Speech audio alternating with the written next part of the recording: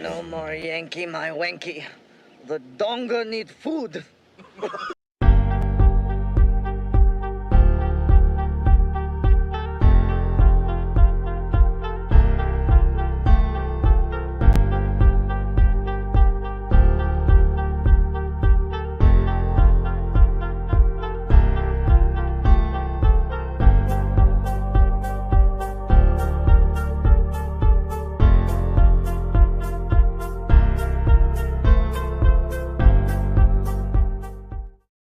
Welcome, everybody, to another edition of Sports Church right here on the VRR Veteran Revolt Radio. What is Sports Church? Well, we gather together to worship at the altar of competition where grown men and women play with balls, drive around in circles, and beat the shit out of each other, and sometimes mascots. I'm your host, John Kerman, a.k.a. Mini. I'm a United States Marine Corps veteran. 2311 was my MOS. I'm a card-carrying member of the E4 Mafia, allegedly. And I'm a founding member of the Veteran Revolt Radio family. We'll get a lot to do. It could be a short show, though. We're down a few guys. Real quick, Doc is in the hospital. He was complaining about pain today. And so we told him, go in, and he's in. He's having trouble breathing and pain when he breathes. So thoughts and prayers in all seriousness to Devil Doc and Comms, his lovely wife, Alyssa. I will probably make it an update during the show. I literally just talked to him before the start and got some more details. But yeah, it's a little scary for me. That's my boy. And but hopefully settle thoughts and prayers, good vibes, and all the other hippie shit you can. Burn a candle, sacrifice a goat, do whatever you got to do. Help out our boy for sure. So yeah, remember, we are on Facebook still, unfortunately. We're also on YouTube right now. We are on Twitter right now. We are on Rumble right now. So get on all those platforms. You have accounts. If you don't get accounts, get on those platforms. Give us a follow on all those accounts or subscribe. Get the notification bells so that you're notified when the show's on. Like, oh, I forgot the bar was on, which I wasn't on last night. I had family come in town, so That's the first episode I missed in a while. It was very weird. I caught some of it towards the end, but anyways, I'm gonna hop over to YouTube and monitor that as well. But we got a few people here checking in. Oh, what's up, Dean? Yeah, I know. Yeah, I think that was the start of it, brother. And then it just got worse over the night. So we'll find out. Nobody freak out or anything like me. Like I'm a duck on water right now. But if you looked under the water, I'd be freaking out. But we'll just see. It could be just some complications. He could have some kind of infection or some kind of cold or something that got in there, and it's just making it that much more worse for him to breathe, and labor. So, it could be something just simple like that, and they clear it up, and boom, we got him back next week for the bar and sports church. Absolutely will, man. I will. Anything I know, and if I get an update during the show, I will let you know. But I wasn't gonna drink tonight on this sports church, but that fucking shit went right out the window. So here's the Kyle. Bless you, brother. Hope things are just fine and get this cleared up. Ricky Tick. All right. Let's get the rest of the crew on. Pops. We call him Pops because he's my Pops. He's our auto racing expert and contributor. Been in the business over 50 years, so I know everybody else that can speak as well to the sport and its various entities, whether it be F1, midgets, NASCAR, IndyCar, the like. I think the only thing we really don't get into is drag racing, and not a big fan, honestly. So, doesn't really upset me about that. So, without further ado, let's bring on Father Pops. Good evening, everybody. We may get more into drag racing now that Tony Stewart's got a drag racing team. So we'll have to wait and see. I mean, following Tony is fun. Yes. He always has fun at the track. Is it a hot chick driving it? His wife is driving, and the team is doing awesome. I mean, they're first and second in points now. Yeah. And funny car and top fuel. So, and Tony, I think, is sitting third place and top alcohol. So, was okay. His wife a driver before they got married? Yeah. Okay. So he didn't like. He met her at the racetrack. Okay. And then ended up buying the team, and then hired her and the other driver. He basically bought out Schumacher's team is really what it came down to. He bought the phrase in Jerry Maguire, shoplifting the pootie. Yeah. Tony bought it. He bought the pootie. He bought the team. Yeah. The driver with the girl he's trying to get. It's a gangster move. Gangster move. So Tony does things right. There's no ifs or buts. He pisses people off at times, but it's all in fun. Okay. All right. Well. Oh, and speaking of 50 years in auto racing, yeah, Ferrari won the 24 Hours of Le Mans. Hey, it's first time back in 50 years. They haven't been in ever since they lost their ass to Ford. Yeah. They haven't participated. They came back this year for the 100th anniversary of Le Mans and won. So it was an interesting weekend, to say the least. Awesome. All righty then. Coming up next, he's been my friend for over a quarter century. We served together at the wonderful and beautiful all-inclusive resort known as 43 area Las Pulgas in Camp Pendleton, California. Guest of the most holistic company the Marine Corps has ever seen. How holistic? We set the record for positive piss tests. That's how holistic it was. We had guys kicked out for being absolutely raging alcoholics. It was I don't know if the Marine Corps had ever seen anything like it since then. But it is what it is. But guests of the ammo company, first Battalion, first Force Source Group, first Mardiv out there in sunny California. Before I left all those behind to go full Super Pogue and join the Air Wing at Marine Corps Air Station Miramar and leave all those suckers behind, get into my nice fancy hotel room on base. It was beautiful. Love the Air Wing. God, they do it right. I can't imagine what the Air Force is like. Besides hot chicks, better food, and better equipment, better money. Yeah. But anyways, he's a good guy. He is the brother of Bishop Pook Dawg. He is our MMA contributor and our gambling guru. Without further ado, please welcome to the altar of competition known as Sport Church, brother Bishop Pook Dawg. Oh,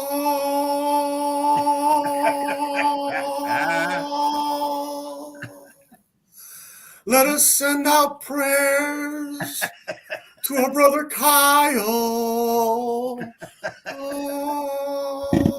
almighty Lord in heaven, heal our devil back. Oh, wow.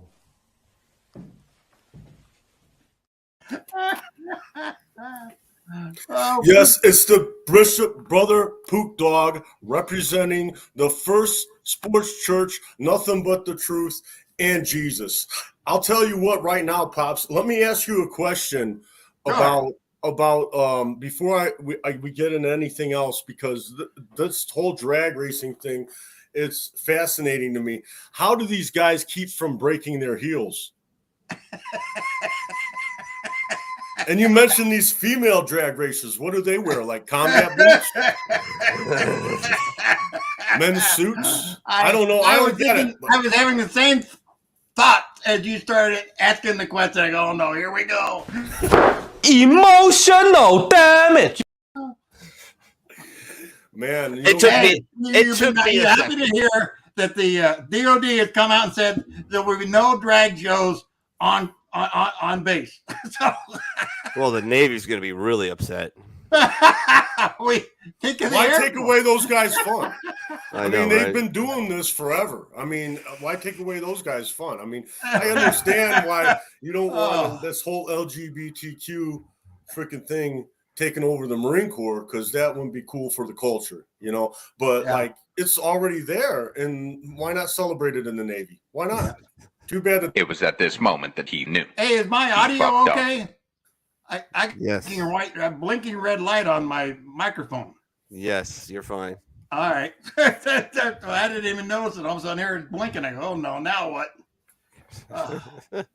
Pook, you had a guy, one of John's favorite guys, doing a promotion, and he hurts the guy that's standing in for the demonstration. What the hell's going on there? what He puts him in the hospital. oh, you talking about the mascot? Yeah. You talking about Connor? Yeah. Oh, we're definitely. You want to get into that right away? That's the first thing we're going to get into. What the hell is this? All right. Sweet. And then the Henderson punch, the Dan Hendo punch after a guy's already knocked out. Oh my God. If there was ever a guy that would take it too far, you know that's going to be Conor McGregor. He knocked out the Miami Heat mascot during the third quarter. It was a timeout, and he was promoting his new brand that is actually a partner with the Miami Heat. So he was talking to the crowd, telling them about what the brand is and what the product is, and the crowd started booing him. Here's the video. I'm a founder and an owner in the brand. This is state-of-the-art, next generation paint relief. You know, all the ups and downs and the trials and tribulations of what's going on over the years. This stuff has saved me. I'm not missing. I wake up and spray it. This is where it's at. You're all fired up for this connection, and wait up, here comes burning.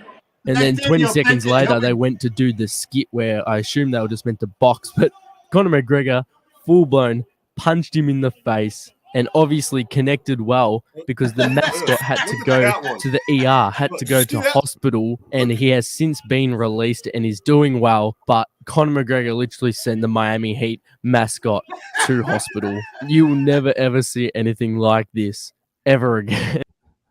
There's another couple $1 million being transferred. What the hell? What was that extra punch? That extra where like Dan Henderson smashed Bisbing? Like that was the, what was that extra punch all about? After the guy was already he knocked him down and wanted to put him out. Pops, he's a mascot. I mean, you talk about taking the comedy too far. And then he's like, the guy's knocked out, obviously needs medical attention. And then Wow. That's your boy. Hey, Mini, that's your boy. I know. What you gotta say about your boy, bro? What's up with your boy? What's up with your dog? What's up with your rooster? They scheduled that fight for him. Haven't they got another schedule? Yeah. It's Connor? this fall. It's this fall. I think he's fighting. Pook. I don't know. Man, he's gonna be fighting Chandler. They're doing a show about it. They're having a whole show. The ratings are in the trash, by the way, and I think that has a lot more to do with the way MMAers ingest MMA knowledge these days. I mean, people are on the internet. People are digesting things in short clips, and you got this show on cable. And oh man, a lot of people don't even have cable anymore. A lot of younger people don't even have cable. They're streaming everything. Everything's getting streamed one way or another. And the show I guess the Real Housewives of New Jersey, I believe, or something like that. It got a higher rating as far as reality shows than Connor's show with Chandler, which is somewhat of a disappointment for the UFC. But I think it has a lot more to do with what show does Connor have? Huh? What show does he have? He's got a show with Chandler. They're doing the show, the reality show where they all live in the house. All the fighters live in the same house. Oh yeah, they're doing that same show. They're bringing it back. The Tough Show, where they got all the fighters living in the house. You got Chandler as a coach. You got Conor McGregor as a coach. Only the strong survive. One of them gets a UFC contract. And you know this show, Nate Diaz won this show. Michael Bisping won this show. A bunch of household MMA names won the show. At one time, it was one of the only ways to get on the UFC roster back in the day when they didn't have such a large roster. Yeah. And they weren't scouting talent the way they do now. But he's on the reality show. The reality show I think might be on ESPN 48 or something. I'm not sure. But ESPN Ocho? Yeah, something. You can find it. I mean, it's there and it's on regular cable. So I mean, if you want to find it and watch it, you can. I've seen clips of the show. That's enough for me, man. I don't need to sit through a whole one of those shows. Yeah. I'll tell you what, and I can't remember his name. I should have wrote it down on my notepad. I was watching clips of Connor's show, and I saw some talent. There's some talent. There's some talent. There's some guys on that show right now that are some serious talent. How do you evaluate talent without fighting, or do they have these guys fight? No, they fight. They fight, but they're not going to count on the professional record. These fights, I think they're 2-minute rounds. I believe. It's been a while since I watched the show. Okay. So I believe they're 2-minute rounds, and they're the same rules, man. It's not like amateur. It's not like they got shin guards on or anything crazy like that. But it's considered an amateur fight because it's not 3-minute rounds and all that. So at the end of the show, everyone fights everybody. It's like a whole big round robin thing where they where they got the two teams fighting one another, and at the end there's only one guy left. That's how they've done it. That's the Stephan Bonner and Griffin. That's what made the UFC famous, was that show, really. Remember, it was on Spike TV. It went from Spike TV. It bounced around from a few networks, and now it's on ESPN, and it was off the air for a while there. They just had the Contender Series for a while there. That's how far out of the system I am. There was actually a network called Fight TV. Spike. Oh, Spike. Oh, okay. Spike. It was on Spike back when Spike was Spike, before Paramount bought it and all that. Yeah, that was it was on Spike. They had the UFC. Oh, okay. They had the UFC. Then the UFC went to Fox, and then from Fox it went to ESPN, I believe. That'd be the timeline for that. What do you think about this? Pook, what do you think about the mascot incident? What do you think about the upcoming fight between him and Chandler? Well, I'm happy that Conor freaking got booed, number one, because he deserves it, right? He's talking about some pain reliever or some nonsense he's partnered up in. This guy's hawking this medication to these people in Miami, and punches out a mascot. I mean, it's typical, man. It's typical, man. I mean, we're lucky the mascot volunteered because Connor might have just done that for good measure anyway. He's always punching old men in bars, throwing girls off of boats, choking them, kicking them. You know, he's always punching artists in the face, punching DJs in the mouth because their wife's hot. I mean, the guy's always punching somebody. Good. It's good that someone volunteered this time, and we don't have an incident where it was like, oh, well, we can at least say this time. At least this time we can say, oh, this was set up ahead of time. I mean, at least we could say that, right? Well, I mean, you know, Connor's just being Connor. I mean, that's, you know. Yeah, I guess, man. I mean, I heard about it the other day, and I'm like, oh no. Like, why would you even? Like, oh, it was supposed to be a skit of him pretend fighting, and I'm like, do you know who you're dealing with? Like, this guy's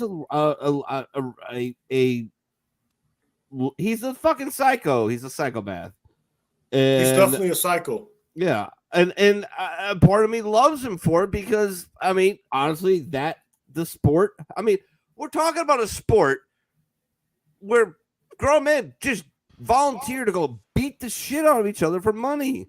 And I'm sorry, but some of the most entertaining of those guys are psychopaths because you kind of have to be a little bit off to do something like that.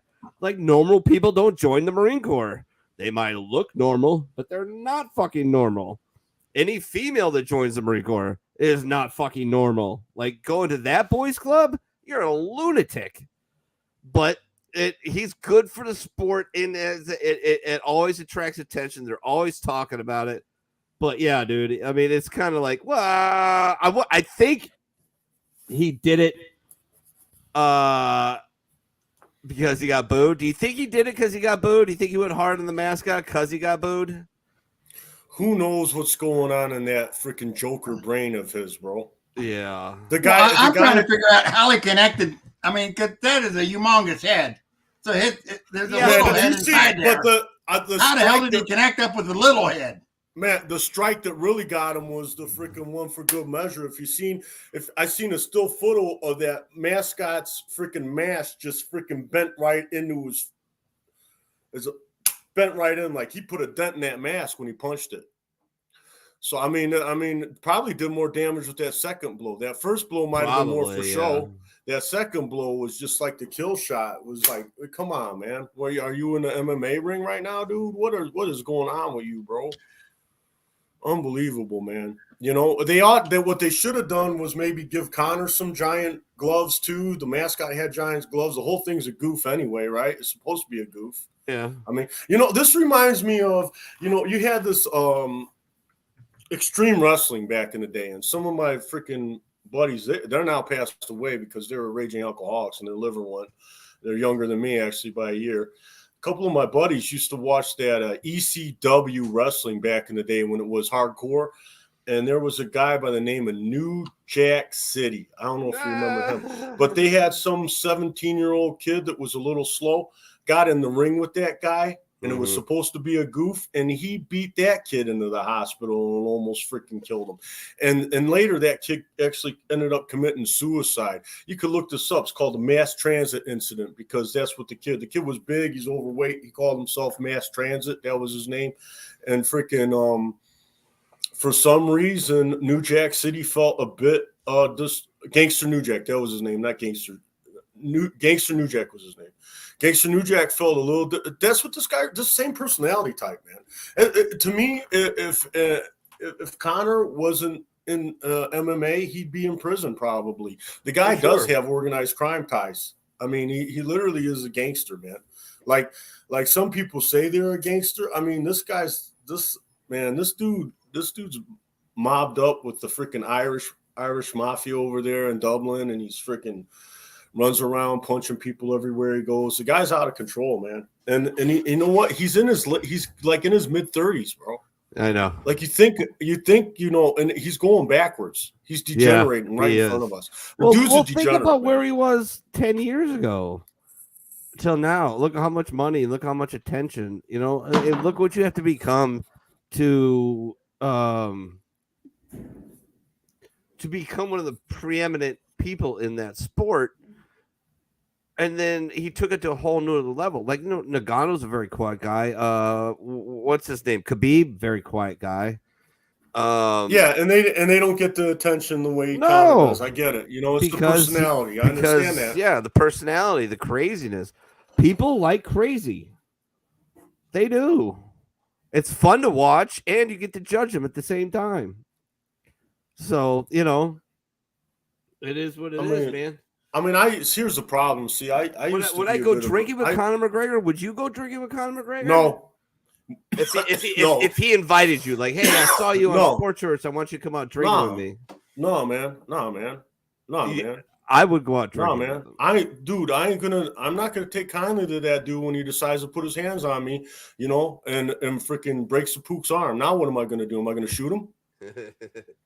But he's what am I gonna do, man? He's friendly to you. He's friendly to you. Like, hey, I want you to come out drinking with me. We're boys. Bro, what if a rattlesnake was friendly to you, bro? Are you talking about a scorpion? What would you do for? Yeah, or scorpion dude. Next thing you know, it's like he gets that wild-eyed look in his eyes when he's freaking all coked up and drunk, and he looks over at me and he just thinks that I have this punchable face, and the next thing you know, I'm missing teeth, bro. No, thank you. No, thank you, man. No, thank you. No, thank you, man. I'd be hard pressed not to like at least. No, I'm declining that. That's a crazy deal. But I'm probably declining that invitation. I met with a lot of MMAers. George introduced me to nothing but champions that one night, and outside of them looking at me a little sideways sometimes because of my size, I mean, I felt relatively like these dudes were cool. These dudes were cool. Even Dustin the Diamond Poirier, who is a little intense, to put it mildly. I wasn't worried for my safety at all around these guys. I wasn't. Yeah. Contrary, I think they were worried. What's this freaking screwball up to? Is what they were thinking. But what does Conor fight at? Oh, he's lightweight. But he's going to move up, I think. 155. He was 155. He was 155, but 155. I think that's where they're going to have this fight. This Chandler fight, I believe, is going to be a 155. I don't have that in front of me, so I could be wrong. 155. I could drop 20. I don't know how's he going to get down to 155 anyway. I don't know. How's he going to pass USADA? That's why I don't think this fight's going to happen. How's he even going to pass USADA at this point? You know how much junk he had to take to get that big, man? That guy looked like he was on Trenaball, man. Yeah, but it fucking passes Trenbolone. Yeah, over time, some of that shit has half-lives of a long time and stays in your system. I don't know. He's probably got weight. He's got so much money, he can afford the best pharmacists around. Yeah. He can afford ways around things. So maybe he does fight. I don't even think this fight happens, man. My guts are telling me this fight ain't going to happen. Oh, now I don't have audio. Between Chandler and we can hear you fine, Pops. Yeah, we can hear you, but he barely can't hear us. All right. Anyways, yeah, I hope it does because I want to see Conor fight one more time, at least one more time. Oh, I mean, he's only 36. Yeah, I won't right? mind. I mean, I won't mind Dustin the Diamond, who's supposed to come on the show eventually. I ought to email him again. I won't mind Dustin I won't mind watching Dustin freaking smash him one more time. That'd be nice. Well, I mean, that'd be cool. There's a bunch of guys that could probably smash him now. Gaethje probably smash him. A bunch of dudes that smash this guy. It show how irrelevant he really is now. That'd be great. Maybe he could go retire. Put it in. Go to Hollywood. Put the end to the Conor. Conor show. Go to, man, you know what? I mean, how much money do you need to keep you out of prison when you're just this flagrant with your violent acts, man? It caught up usually, man. Caught up with Mike Tyson, bro. I mean, I don't know, man. That didn't keep him out of prison. Didn't Tyson go to prison at one time? Tyson went to prison, yeah. A bunch of these guys have. He was convicted of rape. Man. He was convicted of rape in Marion County. Yeah, I don't even know. I don't even know if he raped that girl for sure, but I mean, it was a series of violent acts on the street with that guy. Tyson's a dangerous guy, and like you said, to be that dangerous in the cage or in the ring, you probably need to be a little fucked. Yeah, Yeah, you kind of have to be. You kind of have to be. Well, it's like Connor doesn't think he can do wrong. Well, yeah, And that's part of it. Like, you know, I had a interview. We had, on the bar. We interviewed. We've done interviewed several SEALs and Green Beret. Last guy we had on was a EOD specialist for the teams, and he's like, "Yeah, you got to be a psychopath to do that stuff. Like normal people don't do that. There's no. What's your job? Oh, I work at a company. I work at the receive. I drive forklift all day. Oh, okay. What do you do? I go out with Navy SEALs and fight with them and then blow up bombs and IEDs. Oh, okay. Yeah, you're a little off. And the same thing applies with going in the octagon. I'm sorry. Like, I've never seen Francis Ngannou talk a lot, but he seems very soft spoken. But there's a part of that dude that's a complete lunatic. I can tell you what it is, bro. I can tell you what it is right now. It's no secret, man. He's talked about it. Ngannou's got a major chip on his shoulder, man. He was so poor that he couldn't afford a pencil when he went to school, and all the other kids made fun of him. And he freaking worked in a freaking sand mine, bro. When he was a little kid, he worked in a sand mine. That dude's got a chip on his shoulder. A sand mine. Yeah, mining sand. Yeah. Yeah. That's a thing? Yeah, that's the thing, bro. You mine sand? Well, shit people that's just there. You got to get it out of the ground. Right. You need sand. Okay, you need sand for concrete. You need sand for fill. You need sand for all kinds of stuff. And who you need sand for sandboxes, for God's sake. Right. Yeah. Who do you think's going to mine that? How are you going to get that sand? You have to mine it. So you hire freaking 8-year-olds that freaking 20 cents a day to freaking work all day long in the freaking blistering heat. And the irony of where all life can't started. You just see? Now this is a Lucille Ball thing. This is a table that's moving and giving product, and you're picking out pieces of sand based on their size.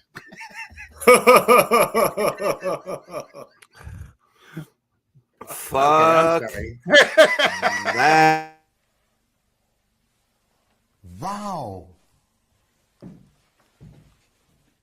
God. That's like the third time you hit me with that freaking weirdo. When you at me. Who the hell is that? I hope that's not Jimmy Savile. Dude, he's internet. Like, he's one of the most famous people on the internet. Yeah, he is. I can't think of his name, but that's not Jimmy Savile. Because of that, because he did that on a green screen. So content creators all over use that for like special moments in their show and whatnot. And they'll put whatever they want in the background. Is that it? Yeah. Hey, what's up, Richie, man? I love you. Love your show. Make sure you check out Richie every Tuesday at 1900 Eastern Standard Time on the Woe Radio Entertainment Network. Did he just have some surgery done? Yes, he did. He had, I believe he had elbow and carpal tunnel surgery done. So he looked good on Tuesday night. I caught a little bit of the show.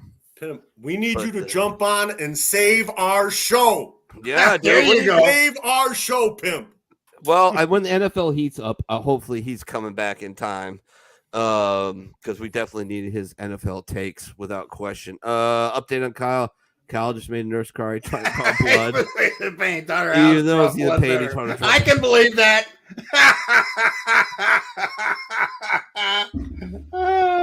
Fucking Doc. Dude, really? All right, man. Don't make nurses cry, okay? It's a bad idea. It's bad, okay? It's bad. Don't want to make nurses cry, okay? Dude. Oh, that's unreal. You gotta be, I can see that too. You're the diplomatic one of this friendship of ours, and you're the one. Oh, don't make nurses cry. I love you. Keep us updated. Doc is a shit. Yes, he is. Yes, he is. That nurse owes Doc a beer. Yeah. When your patient can teach you how to do it better than you know how to do it, it's pretty funny. I'll give him that. All right, keep us updated. Keep us updated. Well, we had a fight last night. We had a pay-per-view. We had the girls fighting. And before we get into that girls match that I'm sure you caught the highlights on ESPN, this is so good for ESPN in the sense that they're always trying to the people at ESPN have to, with their woke ideology, they just have to be so conflicted here. Yeah. Because here you got this sport that just dripping with toxic masculinity, right? Yeah. And then you got females that are bona fide stars that are actually marketable when they're trying to jam these horses, these WNBA horse-faced ladies all the time at us, right? They're trying to freaking jam them up our keister, along with the college world baseball, softball series with the girls. When I want to watch MLB games, they got that stuff playing, and they finally got some marketable people. So it must be a love-hate relationship with the UFC. They got to love Amanda Nunes for what she's done. But anyway, we had Dan Ige fight last night. He recorded a decision victory, unanimous. Charles Oliveira, Benel Darouche fought, and Charles Oliveira answered some real questions because there was people that saw that Darouche was going to be able to handle him on the ground and things of that nature and all that, man. Charles Oliveira put in a whooping on Benel Darouche. A whooping. Ended in a TKO with punches. Pretty vicious hammer strikes at the end of the fight. If you were able to catch any of that, I don't know if ESPN showed any of that. But I know you guys caught some of those Amanda Nunes highlights. I couldn't escape them. I don't even watch ESPN. I swore off. When ESPN first started telling the Pook how to think, the Pook swore ESPN off. I watched that shit. Bro, I watched that shit. I'm not kidding you. I watched that shit. Their commentators, and their commentators went unbelievably to the left. Man, I'll tell you, I watched that shit with the freaking sound off, man, because I don't need to listen to that. I don't need to listen to that, man. I mean, here's the thing. Like, there's a time for that. Like, see, here's the thing. When it comes to me and current events and the official narrative out there, I don't believe shit. So I'm scouring the internet and I'm torturing myself. I'm listening to right wingers. I'm listening to left wingers. I'm trying to digest any information I can coming from any source I can to figure out what's really going on, especially after the freaking COVID lies and everything that happened with that. So it's amazing now that they're out. I mean, even Facebook is coming out and saying, yeah, we screwed up. Yeah. We did some dumb stuff. Well, because we're getting sued. That's why they came out and said they're. Yeah, man. I don't know, man. We lived through all that time. It was wonky. I don't even want to really get into that right now. This is a sports show. But what I was getting at, though, was that I tune into ESPN to forget about that kind of nonsense. Mm-hmm. And now it's just being rubbed in my face, and it's only like half the story and one side of it. I don't need that. I don't need that in my life. But anyway, let's talk about the fight. Amanda Nunes freaking giving Irene Aldana a freaking serious beatdown. I mean, is she the GOAT? That's what everybody's saying. Hawani makes an argument that the sport's too young to say that, and look at what Chris Cyborg's done for the sport. Yeah, Amanda Nunes, if I remember correctly, whoops Chris Cyborg's ass pretty viciously.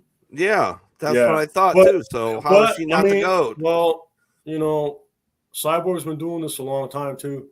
I mean, I don't know. What if she fought a Cyborg earlier in her career? I mean, that's arguable. Who knows, man? Amanda Nunes is dominant though.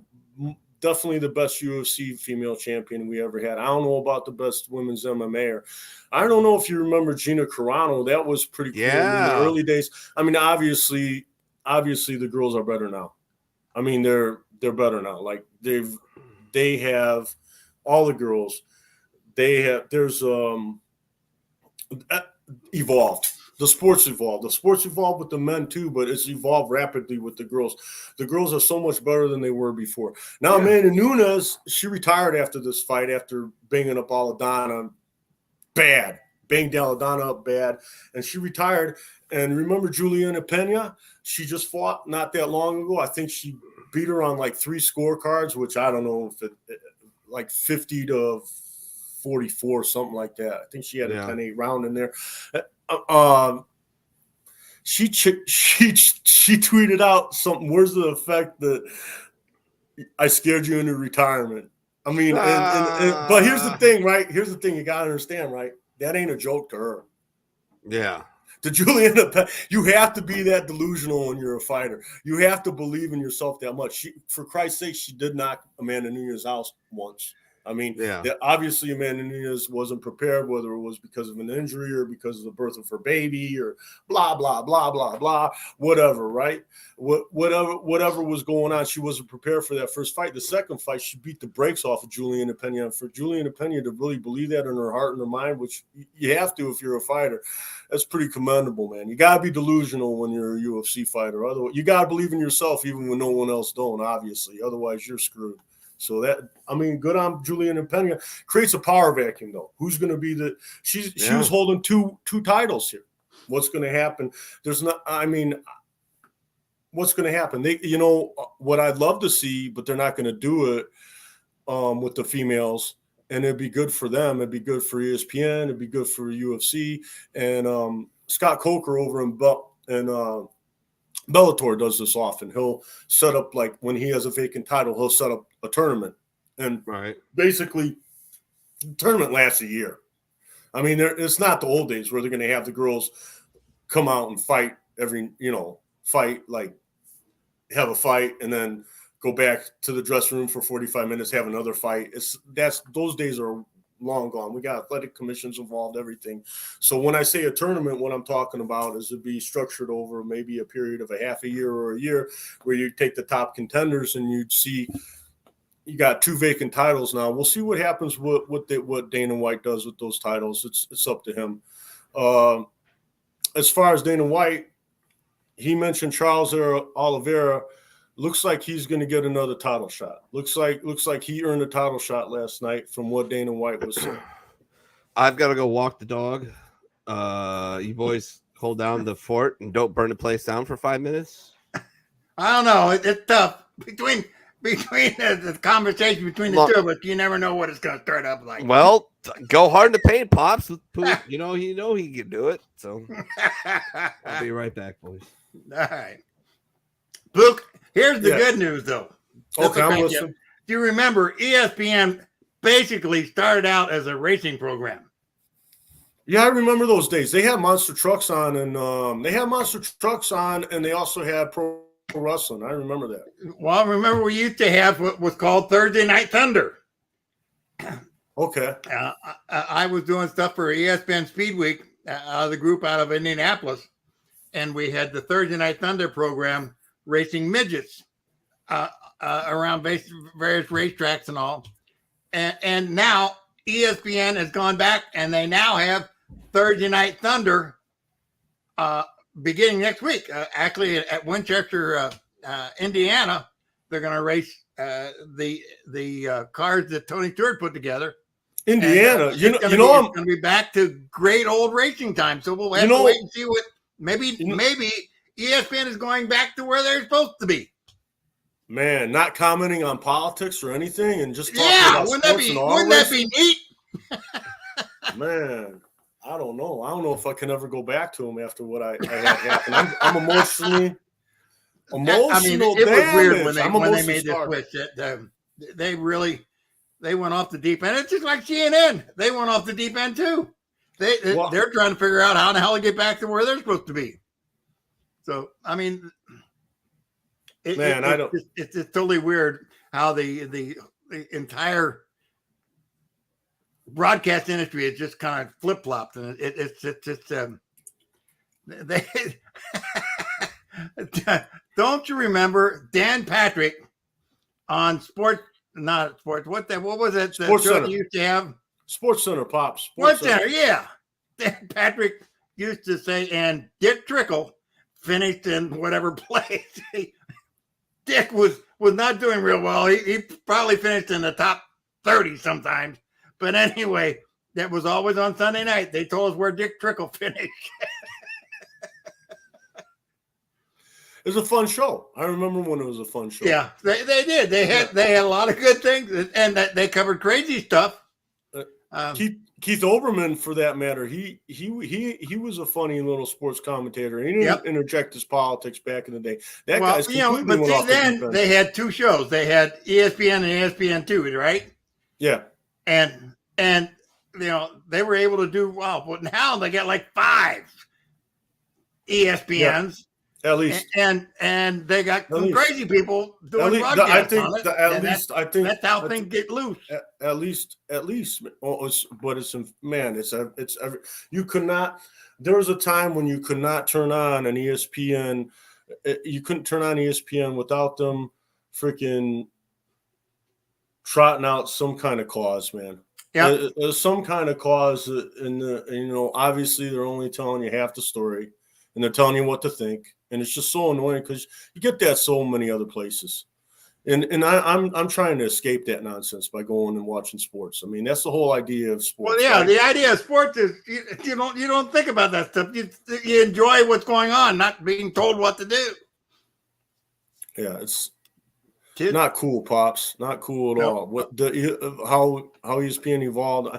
Like I said, though, if they did switch back to the old format, it'd be hard. I'd be one of the last ones to know, because like I said, I'll watch ESPN with the sound off. I'll just watch highlights. I'll literally watch it with the sound off. I don't want to hear what those guys got to say. I switched to Dish TV to get off cable. I mean, it saved me $150 a week, or $150 a month.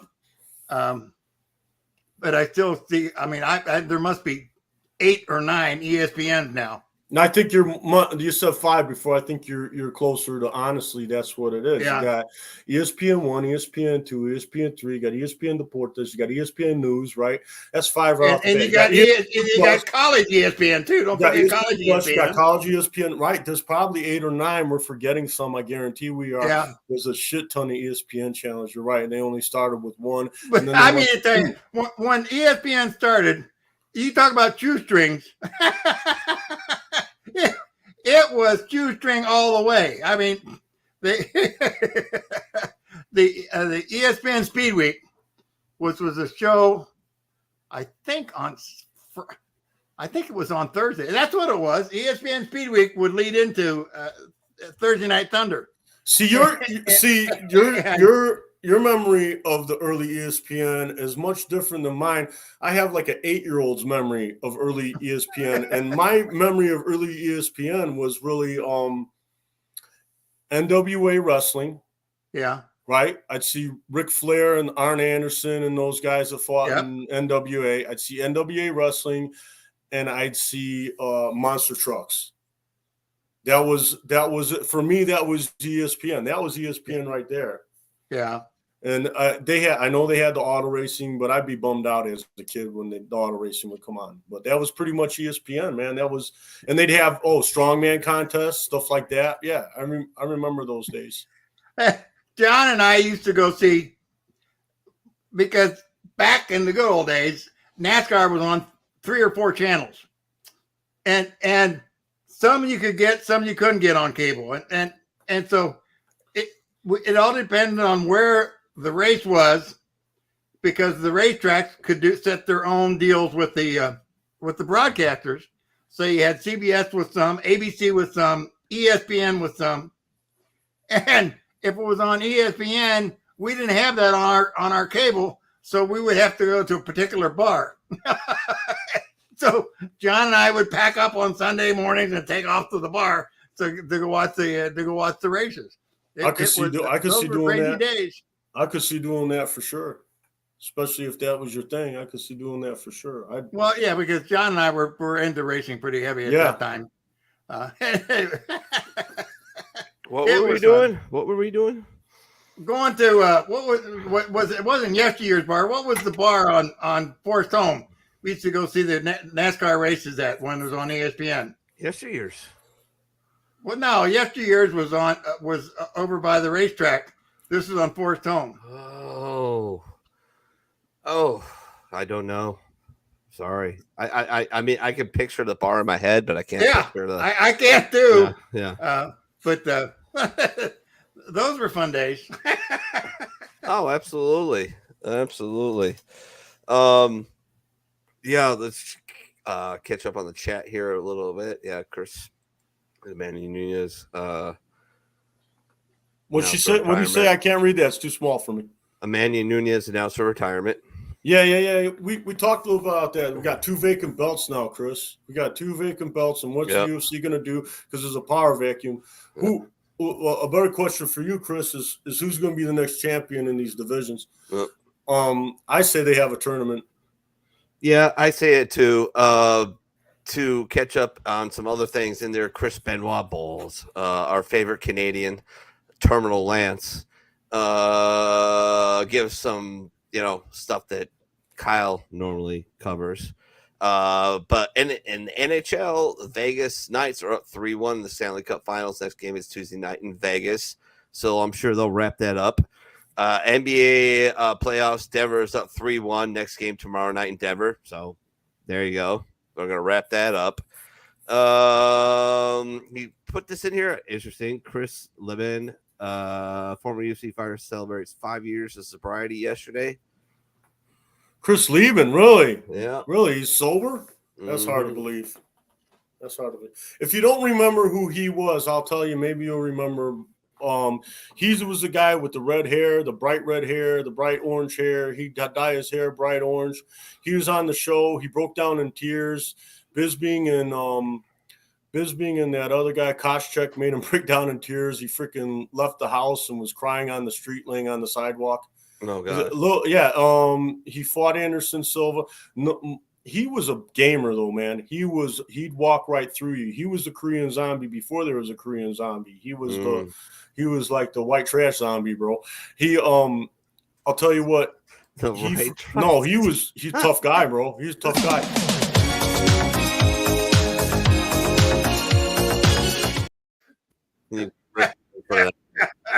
White trash zombie. Really? Come on, one more. I haven't had enough, Rick.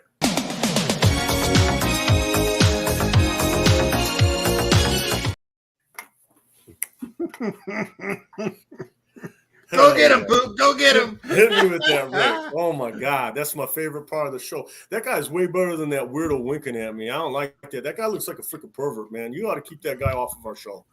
I mean, this clergy right here, we don't go for that shit, bro. We don't go for that pedophile priest shit. We're not down with that. Nah, bro.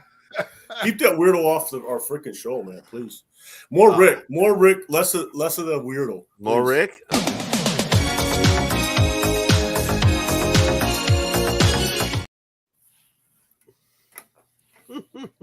Yeah. Give me that Rick. Completely got me off my train of thought. I was trying to make a point before you did that. I have no idea what we were even talking about now. That's fine. No worries. All right, no worries. No worries, man. Oh, Chris Lieben. We were talking about Chris Lieben for Christ's sake. Yes. You obviously don't remember the guy. That's the problem. No, I don't. He got smashed by Anderson Silva. Well, he tried that little. A lot of people, but he got beat like a woman, man. He had nothing for Anderson Silva, bro. Yeah, no, I mean it was an ugly fight. That was a fight where I thought he actually had a chance because he's a guy who don't back down, puts pressure on you, walks right through you, and throws punches. But what was his name? What's his name? Chris Lieben. Chris Lieben. Okay. Chris Lieben. Guy's freaking famous, man. Lieben or Lieben? I said Lieben. I don't know. You say tomato. I say tomato. Maybe I have no idea, man. It's a name. I butcher these guys' names. I feel bad about it all the time, especially these names that don't have any vowels and are all consonants. It's like what the hell? It's alphabet soup, sometimes. But Lieben should be easy. I'm pretty sure it's Chris Lieben. Chris Lieben's the pronunciation for sure. I want to see this here. There is a 30-second clip I'll put up between these. Of him getting beat up by. I don't know. I guess. Oh, it's bad. It's a bad. That's probably you could run 30-second man. clip. He's had some vicious knockout. He's knocked people out. He's had some vicious knockouts. Welcome to the octagon, Anderson Silva. Great striker. He moves well. He's really good at moving in and out, changing timing. Good head kick. Oh, Lieben was right. Oh, that kick to the ear just did him in. Oh, Johnny was right. And leaving. Ooh, Head kick. that was the thing that just Johnny was right. that just had to rattle his brain. I don't remember him. He Yeah, I don't. right here. I don't remember him laying a hand on He Silva was that fight. back out. I thought it was over. Oh, he is in big trouble. I can't believe the ref is letting that go on. Yeah, I know. Here we go. Welcome to the. Me Yeah, too. well, he don't leave a glove on Silva there, which is impressive because he knocked. I mean, if you look up his highlight reel, it's going to be impressive. He knocked a lot of people out, man. Yeah. I mean, he's a tough guy. Chris Liebman's a tough dude, man. He's a dude I'd have a beer with if he was drinking again. Yeah. Not Connor, though. No way. Not Connor. No chance. Not Connor. No, you know what? I might have to turn that back. I understand how he's thinking or what he's thinking or how he acts, but okay, like, all right. I don't know if I can hang out. Remember the movie with that Rob Zombie directed that had the crazy hillbillies that were murdering people? House of a Thousand Corpses. You ever see that? Yeah. Dennis Miller's in it. Okay, yeah. if let's say that cast was real life, these people are a real crew of people. It's not a movie. It's no longer hypothetical. These people are. I'd have a beer with that whole crew before I'd have a beer with Connor. Okay. I'd sit down and have a drink with serial killers for sure. I'd feel safer. I'd be like, all right, what are these guys going to do to me? They better, you know what I mean? Connor, what am I going to do against Connor, man? He freaking wear me out and break my face. He's half my size, too. What a joke. I don't want to be around that guy. I wouldn't want to be around that guy. I wouldn't, man. I mean, I don't think you have to even slip up much. I think it just has to get that wild-eyed look, you know, that Sergeant Perry look in his eye, and next thing you know, bam! I think the key to being around him would be you have to play the predator part. You know, you cannot be prey. Good luck with that. Him. No. Good luck with that, because he wants to be the rooster. Good luck with that, bro. Good luck with it. You're not safe being a lion or a sheep around that guy. Good luck with that. Okay? I mean that guy, he's got a Joker brain, man. If I'm for certain if that guy wasn't in Chris MMA, asked, wasn't Leben Anderson Silva's first UFC fight? I don't know. I don't believe so. So. Maybe it is. You might know better than me. Kyle / his beautiful wife Alyssa. I'm not sure who is actually texting. Kyle says that the Lebian versus Silva fight was Sylvia's first UFC fight. Okay. Right. It was. Right. He would, but I mean, Silva was a huge star in Pride. I mean, before he came to UFC, he was a big name. I mean, he was in the Pride. He got submitted. Once.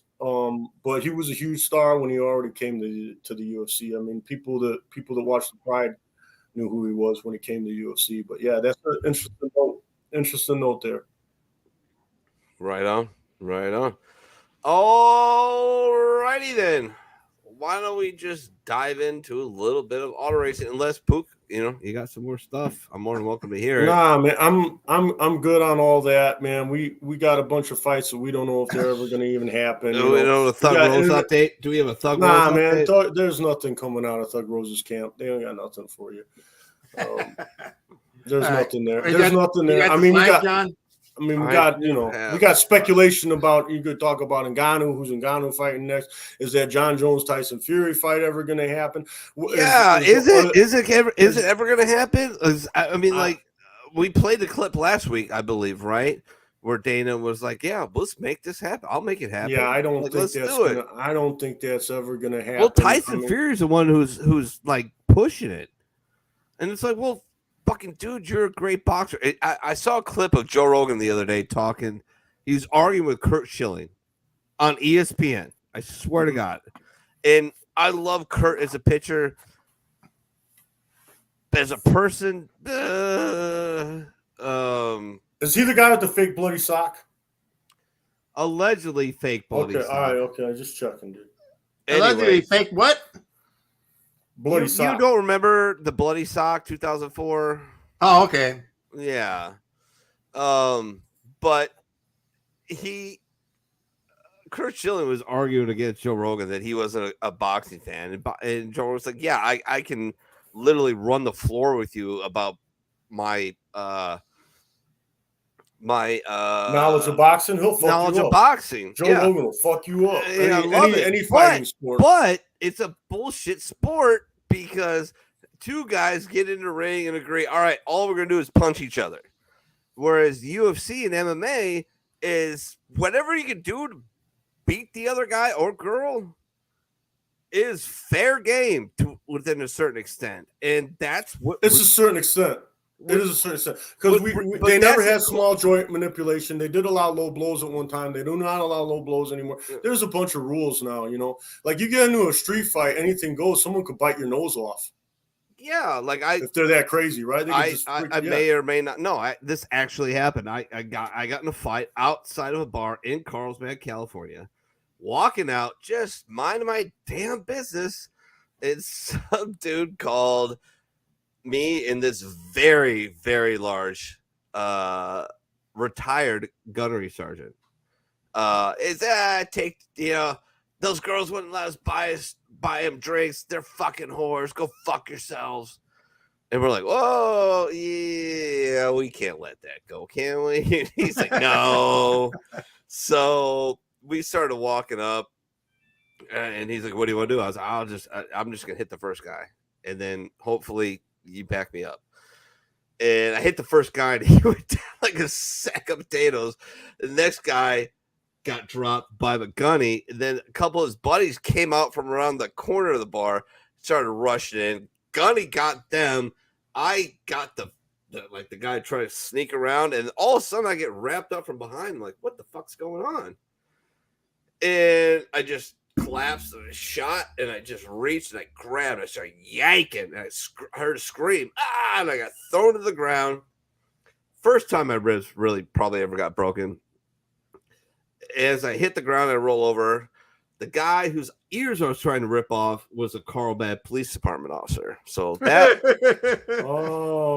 and he looked at me, and I looked at him like, oh, fuck. And he looked at me like, but he never identified himself.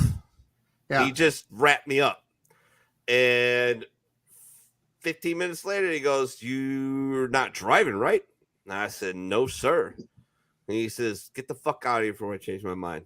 It's like, aye, sir. I'm gone. Like, peace. Good deal. Peace. Good deal. Good deal. Wow. Good deal with that, man. Good deal with that. Just I mean, you can't believe. Do you remember the G spot in Carlsbad? No. The bar? Okay. No. Yeah. I remember Coyote Crossing. Yeah, it was a sister bar to Rookies. So like a lot of us would work back between both bars. So yeah. It was supposed to be a friendly place, a fair place, but it didn't turn out so much that night. But that's what happens when you continually stick your dick in crazy. Shit. Yeah. I'm sure. Looking back, the girls were talking shit. I think that's what really got it going. But anyways, girls all start the fights. Yeah, they do. They do. Ass pops. They always start the fights. Man. Then Mini's got to finish them. Well, Mini and the gunny. That time I came out on top like a gangster. A few other times, not so much. It's hilarious. All right, Pops, are you ready?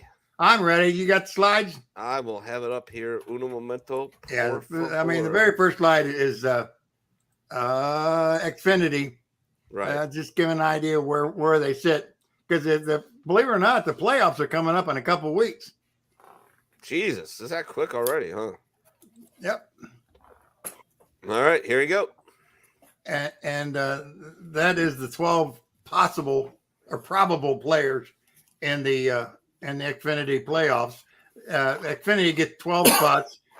Cup gets 16, and Trucks get 10. And so far, this is what you're looking at. Now, I've got those highlighted in red because those are the guys that don't have a win yet. Right. Which means that anybody else below them gets a win and starts knocking them off. They start dropping out.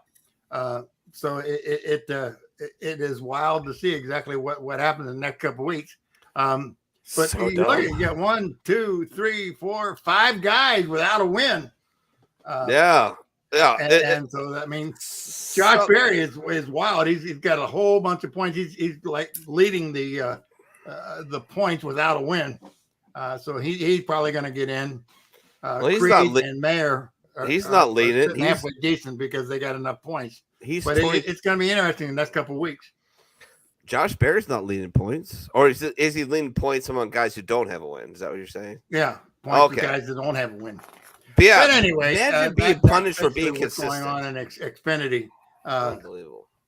Today, what do we have today? We had a race in Sonoma. That's what it was. I love that track. And that was the wrong deal. I got to get the other. Well, go to the next slide. We'll go to the slides, and then I'll get this one going right. I believe this is the Ferrari. Yeah. That won for the first time in 50 years because they haven't been participating since the Ford GT deal. It's amazing. They got their asses handed to them with that Ford GT deal, and they just quit running. We ain't going to do it no more. They had some privateer entries, but they never had a factory entry. And in fact, this Ferrari is not really a Ferrari entry. Oh, yeah? Although, it's the engine Ferrari? It's owned by a guy named Ferrari who drove for Ferrari, but he's a private individual. And what he does is he fields teams, but it's Ferrari. I don't care what anybody says. It is Ferrari. But the neat thing about this is that Ferrari came back and they beat Toyota for the first time in 5 years. Nice. Toyota's won 5 years in a row, and they got beat today, which was wild to see.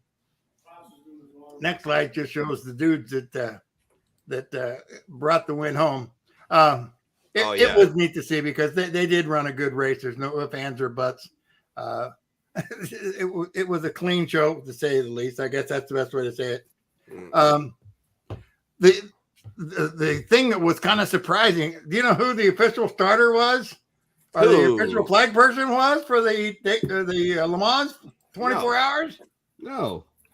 Come on, give me a guess. Who do you think would be a perfect person to start the race? Fernando Alonso?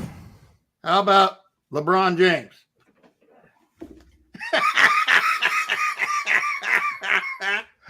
Honest to God, they had LeBron James come over to be the official starter. Squirrel. Emotional damage. I'm not exactly sure how that comes up because LeBron, he is a part owner of the what the heck is the name of the team? It's Rouse's team, the Fenway Racing, and so I guess because of the NASCAR tie-in this year, because NASCAR had a car in the race this year in the Garage 56, which is the experimental garage.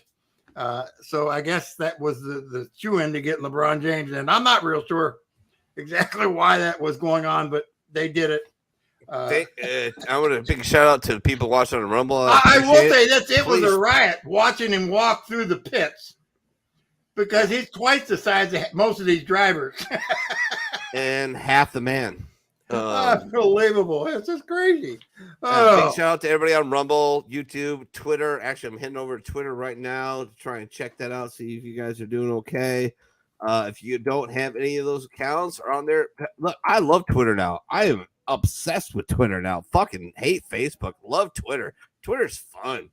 As long as you don't go too crazy. But I have a lot of fun over there, and I'm trying to tease Elon Musk to come over and do 15 minutes on the bar one night because I think he'd be fucking. I think he might just do it. Lebroni, yeah, Lebroni, yeah. Fuck that guy, dude. He's a piece of shit. I hate him. I think he's a terrible human being on top of being a above average athlete. But yeah. So interesting. Ferrari gets back into Le Mans and then wins. So hey, good for them. I mean, it was awesome because I think Porsche's got the most number of wins of any make. Audi is second, and now Ferrari is third. So it was a good move to bring him back. Well, they should be there. You know, I'm sorry the old man got all hurt because the Americans spent an insane amount of money to beat him. But man, fuck the old man. Like, really, that's how you do it. You just pull. I think what I think it really was AJ Foyt went down to Italy and bitch slapped Enzo. I don't know. That is a very AJ Foyt thing to do for sure. You remember when he slapped who the heck was it? Ari Londike? Yeah, he slapped Ari Londike down in Texas when Londike got the win, and AJ thought it was Billy Boat that was supposed to have the win, and so he gets up on the stage and knocks Ari Londike off the stage. Ari's the winner. Oh well, AJ is AJ. He was always. AJ's car came in third this year at Indianapolis, so that was awesome to see, because AJ lost his wife this year, so he's had a tough year. Yeah. You can say what you want to say about that man, but he was always kind and gentle to me. Now, David Hobbs, on the other hand, was very kind, but he also got me very intoxicated, and also gave me some of my favorite moments of the Wisconsin Motorsports Charity Association ball every year.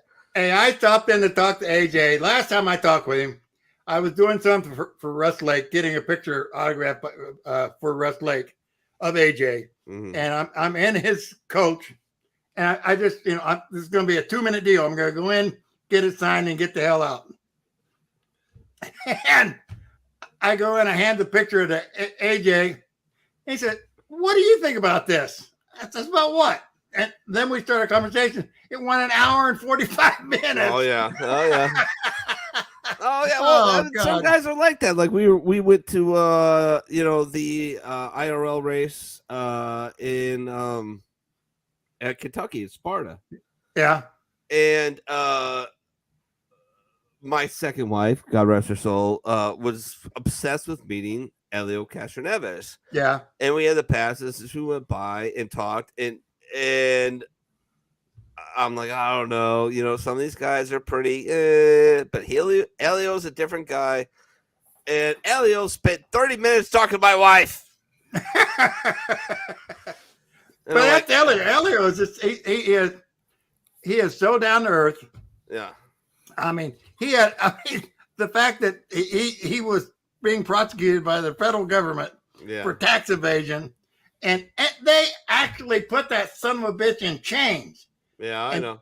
And walked him into the courtroom in chains, and that that just totally pissed me off. But they did it, and that's our government for us. Yeah, we got to do whatever we can to embarrass people. Sure. And then the best part is that he was exonerated on all charges. Yeah. I go. Oops. So let's put the prosecutor in chains and put him back into the courtroom now. Okay. That's what's supposed to happen, but it doesn't. Oh man. Next slide. Oh, you don't have a next slide. That's it. That was it. This was a tough week for us, to be honest with you. Last night didn't go real well, and today was worse. But anyway, the SRX Racing Series for Tony Stewart starting in a couple of weeks. So that's going to be on Thursday nights on ESPN, which is going to be awesome to see again. You look at the guys that they get involved with that. Let's say it is going to be another great series when you think about, these guys are all in equally prepared cars and they go racing. Today, just so we wrap up what actually happened today, Truex ends up winning the race at Sonoma, beating Kyle Busch, Joey Logano, Chris Buescher, and Chase Elliott. That was their top 5.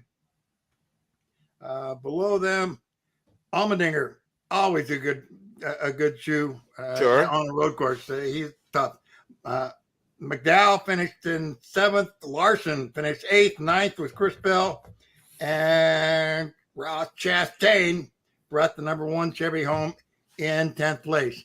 Chastain is still the I guess the NASCAR bad boy. They just feel he's driving over his head. Right. But for some reason or another, he ends up getting a job done. I'm not real sure how that works. But it used to be Kyle Busch. Kyle Busch was the guy that was always the bad boy. And Sure. Kyle, now that he's driving the 8 car, he's got 3 wins this year. And no controversies. I don't know how that happens, but he managed to do it. And I think we can wrap it up there. All right. I'm trying to do prep during the show, so that's For okay. MLB? For MLB, dude? No. There's something I forgot about at the last minute that I wanted. I'm going to say, I thought you were like a walking MLB. Well, Kyle had something that he for realignment. Kyle had something in there. I mean, here's the thing, Minnie. If you ever run out of things to talk about MLB, you can just tell us about the Yankees because we know. We know all about next Saturday night. Emotional damage. Next Saturday night, Yankees and Red Sox. They played. Have something to talk about during the radio show. They played. They played this weekend. They're playing right now, actually. No, they're supposed to be on the Saturday night ESPN show. Well, yeah, but their first series together this year has been this weekend. Oh, okay. And then they're gonna do one, I guess, apparently next weekend. So yeah. All right. Yeah. No, I was just trying to look something up. I'm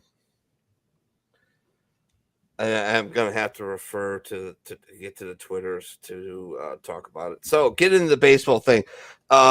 This week is ALS week for MLB baseball, and it is kind of a weird thing. It is ALS is baseball's disease, if you will.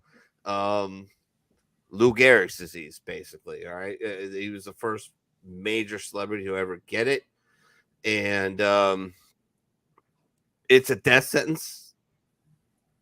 If you have this in your genes and you get it, you're done. You're smoked.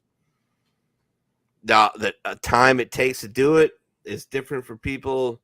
Treatments are getting a little bit better, but research is needed. Desperately, money is needed. It's the only way you ever figure these fucking things out. And so I wanted to bring some people up on board about ALS Project. One of the most awesome people in baseball. Her name is Sarah Lang. She's a researcher for baseball on Tonight on ESPN. And if you want to follow her on Twitter, and you should, because she's a freaking nugget gangster, all you got to do is go at Sarah Langs on sports, and she just all day puts out just amazing nuggets and statistics about the sport of baseball. And despite the fact she's staring down a death sentence, she's living her life like a gangster. So there is a thing. You can go find it. Go on Google. Go Stars for Sarah. And if you have the means, whether it's $1, $5, $50, $100, whatever you got, I ask you desperately, because she's a huge part of baseball, and she loves the game as much, if not more, than anybody else. This is a tiny little woman who is about 5 foot tall, and she commands the room every time she walks into it. Definitely a person you don't want to argue about baseball with. Like, if you put a point out and she comes back at you, you're probably wrong. So, but MLB had featured in a lot of broadcasts this week. Had featured Stars for Sarah. So if you have the opportunity and you have the money to do it, $5, $1, whatever it is, fucking $5,000, buy some Stars for Sarah and help cure ALS. Thank you for that. All right. Getting on to the standings. Things have been fun. guess what, ladies and gentlemen? In the AL East, guess who's in first place, Pook? The AL East. Is that the Yankees? No, you fucking out of touch fuck. Okay. All right. It's a Tampa Bay Devil Rays at 48. Oh, no shit. Oh, no shit. My bad. No shit. No shit. My bad. 48-20. I actually bet them this week. I actually won some money. I seen him play 2 weeks ago against the Cubbies. We need to do this when Doc gets back. We need to get an account. We're going to send you money. We're going to do a parlay on this show. We're all going to pick a piece of a parlay, and then we're going to bet it. We're going to send you the money. You're going to bet it, and see how we do week to week. All right? So you got one of those accounts, I'm sure. Yeah, I got a lot of So we just got to send you the money, and we'll create the bet. This is going to be a thing we have to do. But Tampa Devil Rays 48-20. They're 31-7 at home. Talk about protecting that house, Pook, huh? Yeah. Like, damn, 31-7 out of 48 games. They've only lost 7 at home. Yes. Not that great away though, but 17-13. They have a plus 140 run differential. 8-2 in their last 10. They are hot. But here's the thing: Baltimore Orioles, who nobody saw coming. 41-24, 5.5 games back. They got a plus 38 run differential. They're 6-4 in the last set. They're hanging, man. And the Yankees, the New York Yankees, 38-28. The Bronx Bombers, only 9 games behind.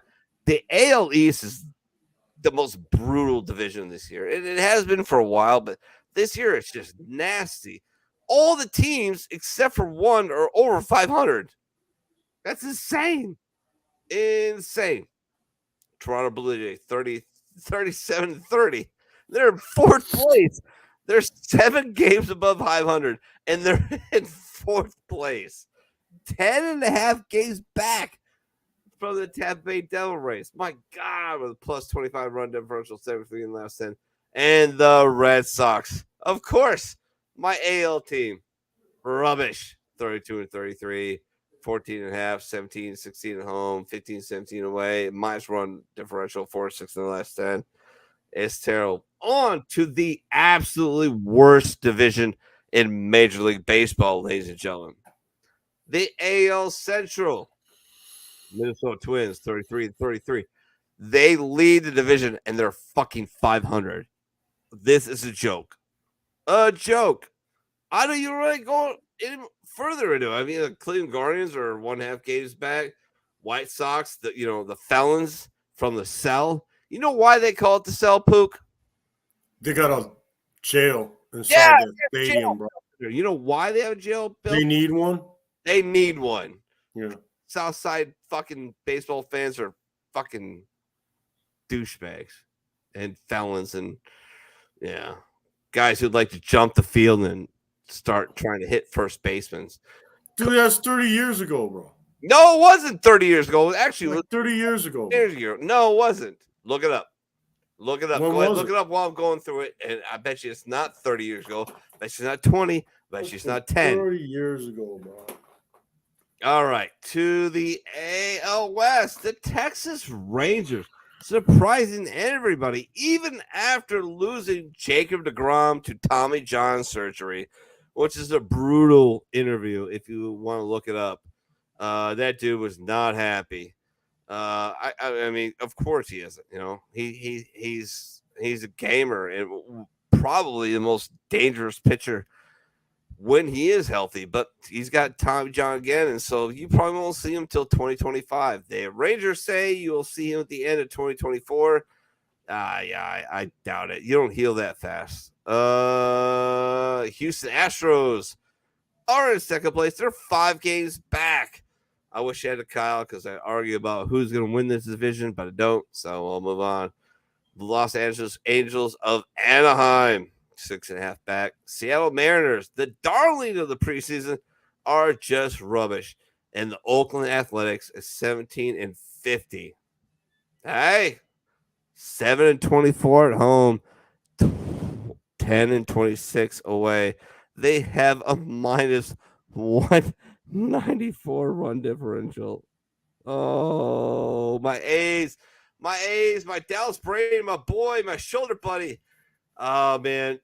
You want to know who a true professional is? A true professional is Dallas Brain. You know why? Because that dude bleeds gold and green, and he goes to the yard every day to call Oakland Athletics games, knowing most of the time they're going to get smoked. And he still puts a positive spin on it. He pumps up the players. He's a good dude, man. And make sure you check out Baseball is Dead podcast too. Mini. What? September 19th, 2002. Mm-hmm. Two fans attack the White Sox Royals game. Oh, it's 2002? Yeah, the Royals first base coach. Yep. All right, so you're right, 20 years. I first I said 30, but I was exaggerating when I said that.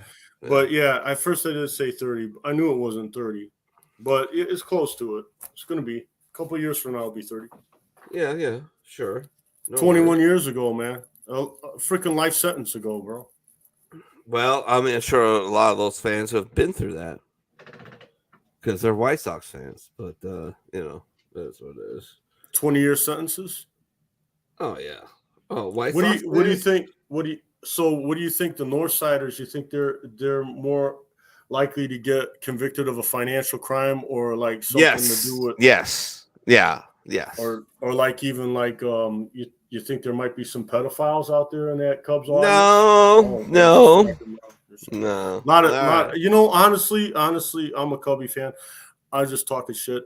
I know. I'm a Cubby fan, and I've been in the bleachers, and it's a lot of working class folks. It's a really good crowd, a lot of good folks, a lot of good people, people from Iowa and stuff. You know, I've had so much fun.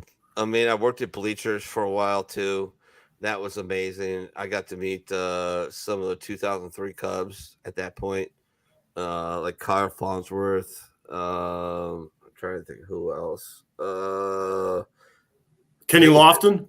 Kenny Lofton, Randall Simon. How about Sammy Sosa? Never met Sammy. Zambrano. Met Zambrano. Yep. Clement. Yep. I actually at that time, like I did the Clement. If you remember his like beard thing. Yeah. I did that. Yeah. So yeah, I love those guys. Like Mark Pryor. Yep. Mark Pryor, Kerry Wood. Yeah, all those guys came in what there. A pitching staff, dude. And what's a weird thing is it was so weird. It was those guys are there, and they would talk. Some people freak out, but like if you don't freak out and go full fanboy, most of these guys will just talk to you like a dude. Hey, what's up, man? No. Gotta get this. No, I was running around the one night. I think the one of the game that put him into the playoffs, basically, or sealed it. Farnsworth, a bunch of the guys were up there, and I got my ass kicked behind the bar. But every chance I got, they would literally like, "Hey, thanks for doing this, doing that." And I'm like, "Hey, thanks for fucking playing great baseball, you fucks. I gotta go sell beers though, bro. Like, let's go." But like, no, we love you, man. They're like, I heard you're a big Cubby fan. If anybody doesn't know, the owner of Bleachers, God, I forgot her name. I'm so sorry. She passed away a couple months ago, and she was a beast. Beth, if I remember correctly. She was an absolute fucking beast and had no reason to put me on the payroll whatsoever.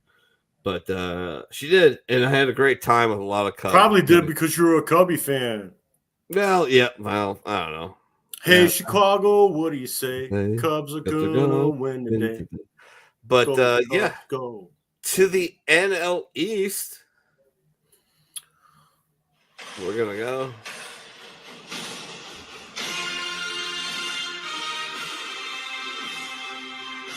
The Atlanta Braves are just. I had one friend tell me they're kind of boring, bro. Like they're just winning. Like they're winning, but they're not winning like crazy. They're not destroying anybody. But 40-25, got a 615 winning percentage, 20-15 at home, 20-10 away. So consistent, plus 69 run differential, 8-2 in the last 10. They're not blowing anybody out. They just continue to win games, and I love it. Good for Braves. Good for the Braves. I love them. Man, here's the thing that trips me out, Pook Dawg. Oh, the fucking Miami Marlins are second place in the NL East. Dude, they got bats. They got bats. They got bats. 37-29. But they got a minus 20 run differential. Bro. They're 8-2 less than. They've got a guy. Oh, God. I got to look him up, Pook. I got to look him up, and I should have done it before the show. And I'm an idiot, but it is what it is. Let me see if I can find see if I can find him. He's playing peekaboo with you. He's hiding from you, dude. Find that. Yeah, it's the Where's guy. Waldo? Where's Waldo? Where's Waldo? He's the guy wearing the striped funny hat, bro. Pick him out of the crowd. Come on. Find his ass. All right, I'm trying to find. No. Miami Marlins, right? It's the Marlins. Yeah, whenever you look up Miami on the internet, it just has Conor McGregor punching somebody. All right. Whether it's a mascot, a DJ, an artist, breaking somebody's phone. He's down there in Miami. He makes a lot of trouble down there, man. I bet. I'm trying to find this guy. Oh, so there's a guy in the Miami Marlins who is not only flirting with, but is actually hitting 400. And I'm trying to find him. And this is where, when I don't have Kyle, I fucking Kyle.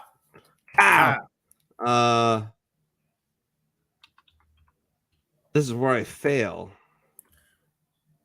Because he would. Just trying to hit 400. Come on, really? Come on. Luis Arez.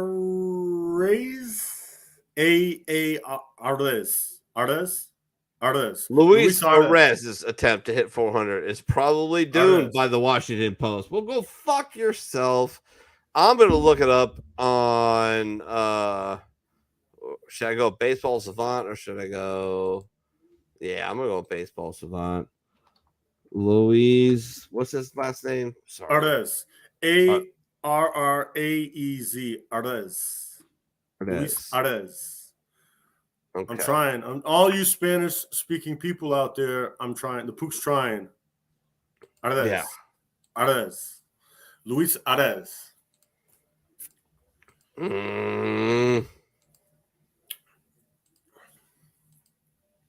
All right. Anyways, this guy is flirting with 400. Some people say it's not going to happen. I think it's well within the realm. This guy actually has one home run.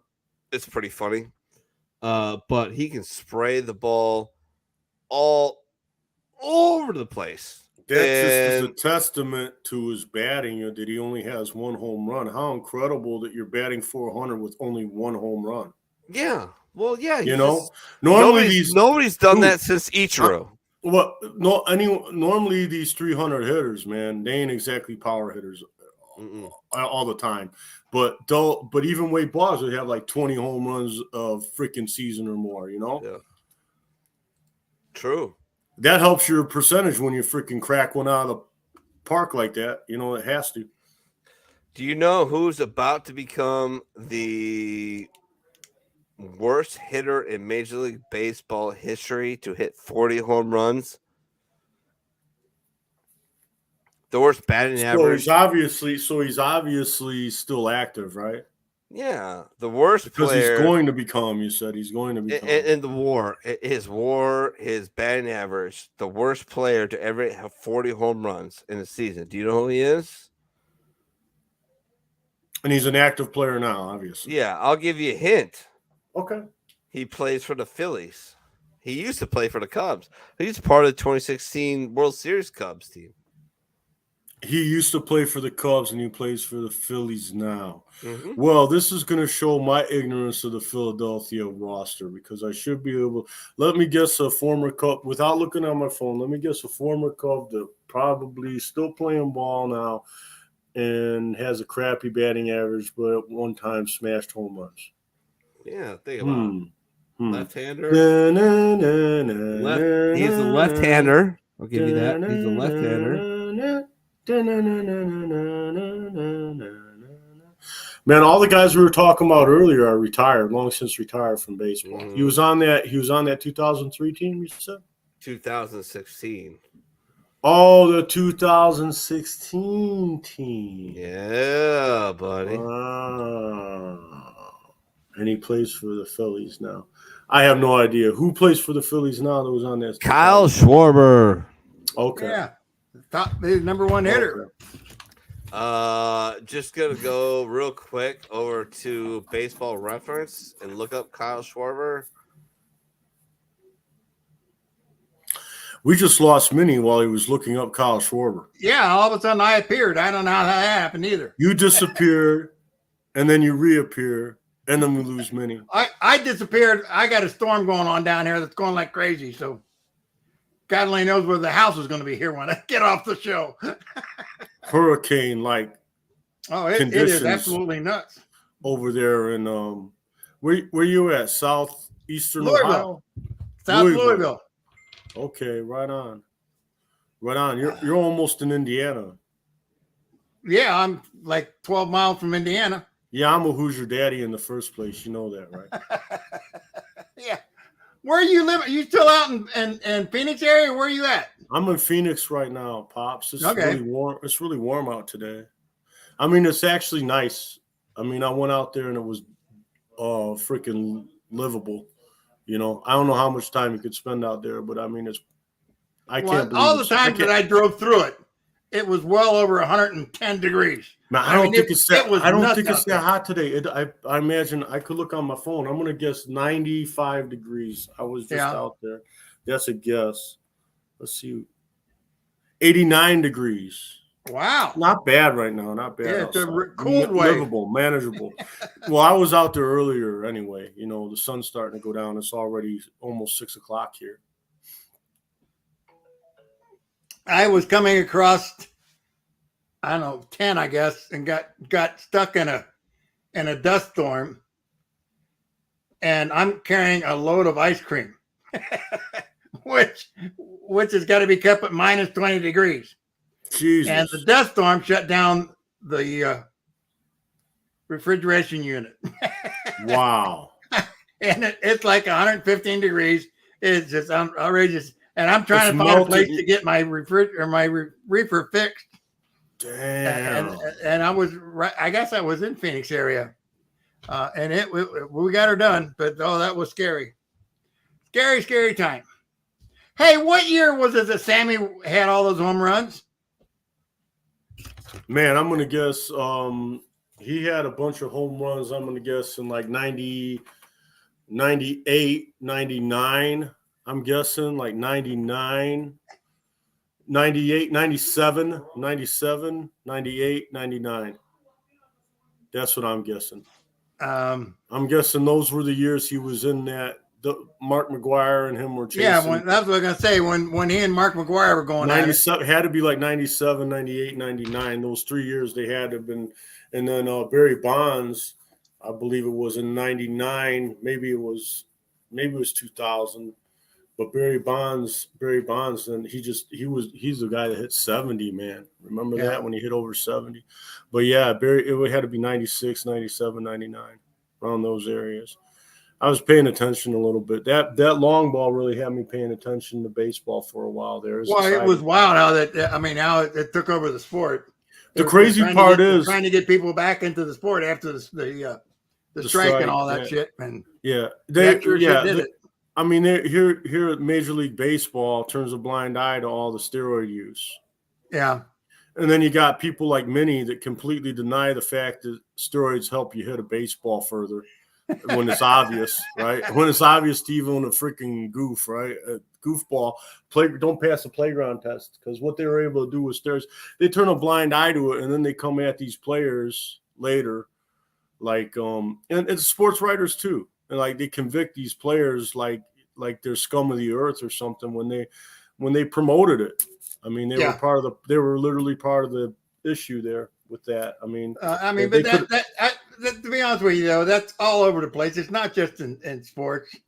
I mean, companies do that kind of crazy shit all the time. Let their people go crazy, and actually promote them to do crazy stuff, and then come back and say, "Oh, you were a bad boy. We're going to do this to you because you were a bad boy." Then, when the shit hits the fan, right? When the shit hits the fan.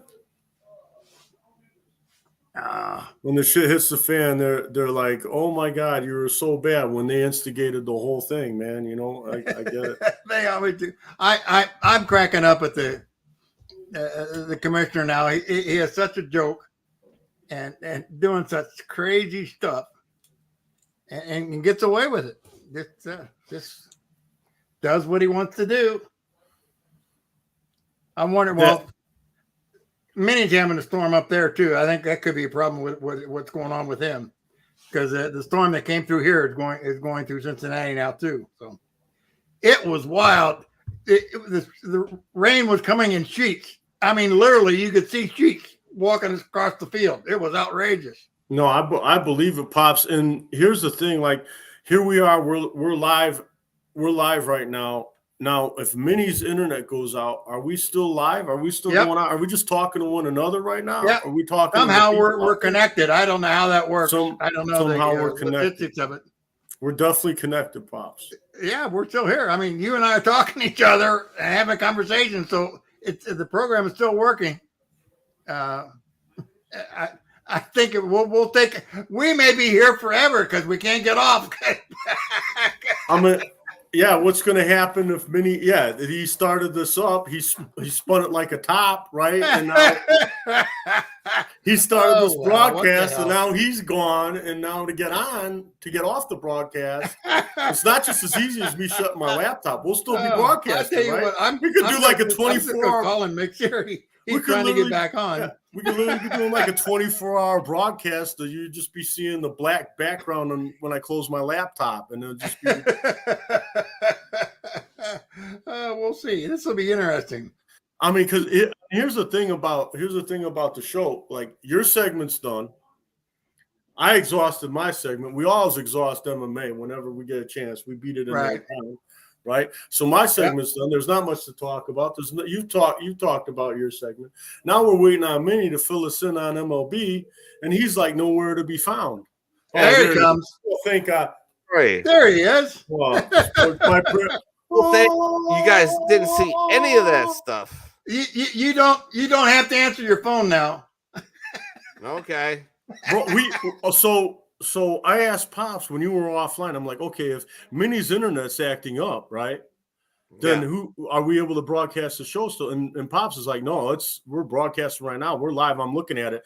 So I was like, oh, well, if Mini never gets back online, the show will just continue on to perpetuality. We'll be like, we'll never be able to get off. We'll be like our own personal eternity. We'll be like, we got none of the Ellie thing, right? None of the Ellie, the cruise missile thing. We got none of that. Ellie, what are you talking about? All right. I see, exactly. So apparently we didn't. All right. So the biggest prospect just got called up in Major League Baseball is Ellie De La Cruz for the Cincinnati Reds. Are you happy, Pops? This dude is a beast. A switch hitting middle infielder who could run like the fucking wind. And here is his first home run in Major League Baseball.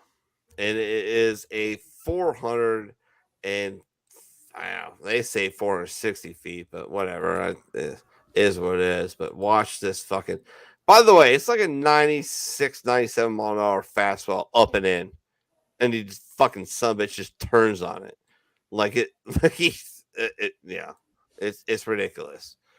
So here we go. LA De La Cruz against Noah Syndergaard, one of the best pitchers in baseball. He used to be. Now he's fucking rubbish, but it is what it is. So here you go, ladies and gentlemen. Look at that. It's got a 333 average. Perfect. Yeah.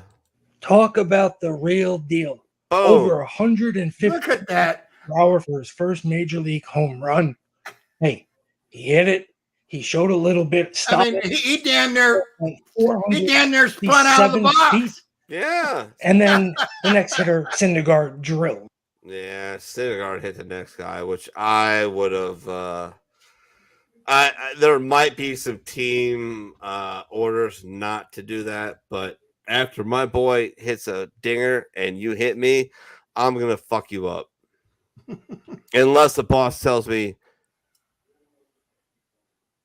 you're fucked up. You can't do well, that. He didn't. Where did he hit him though? He hit him in the. He hit him in the back. Yeah. I don't care where you hit anybody with 95. It fucking hurts.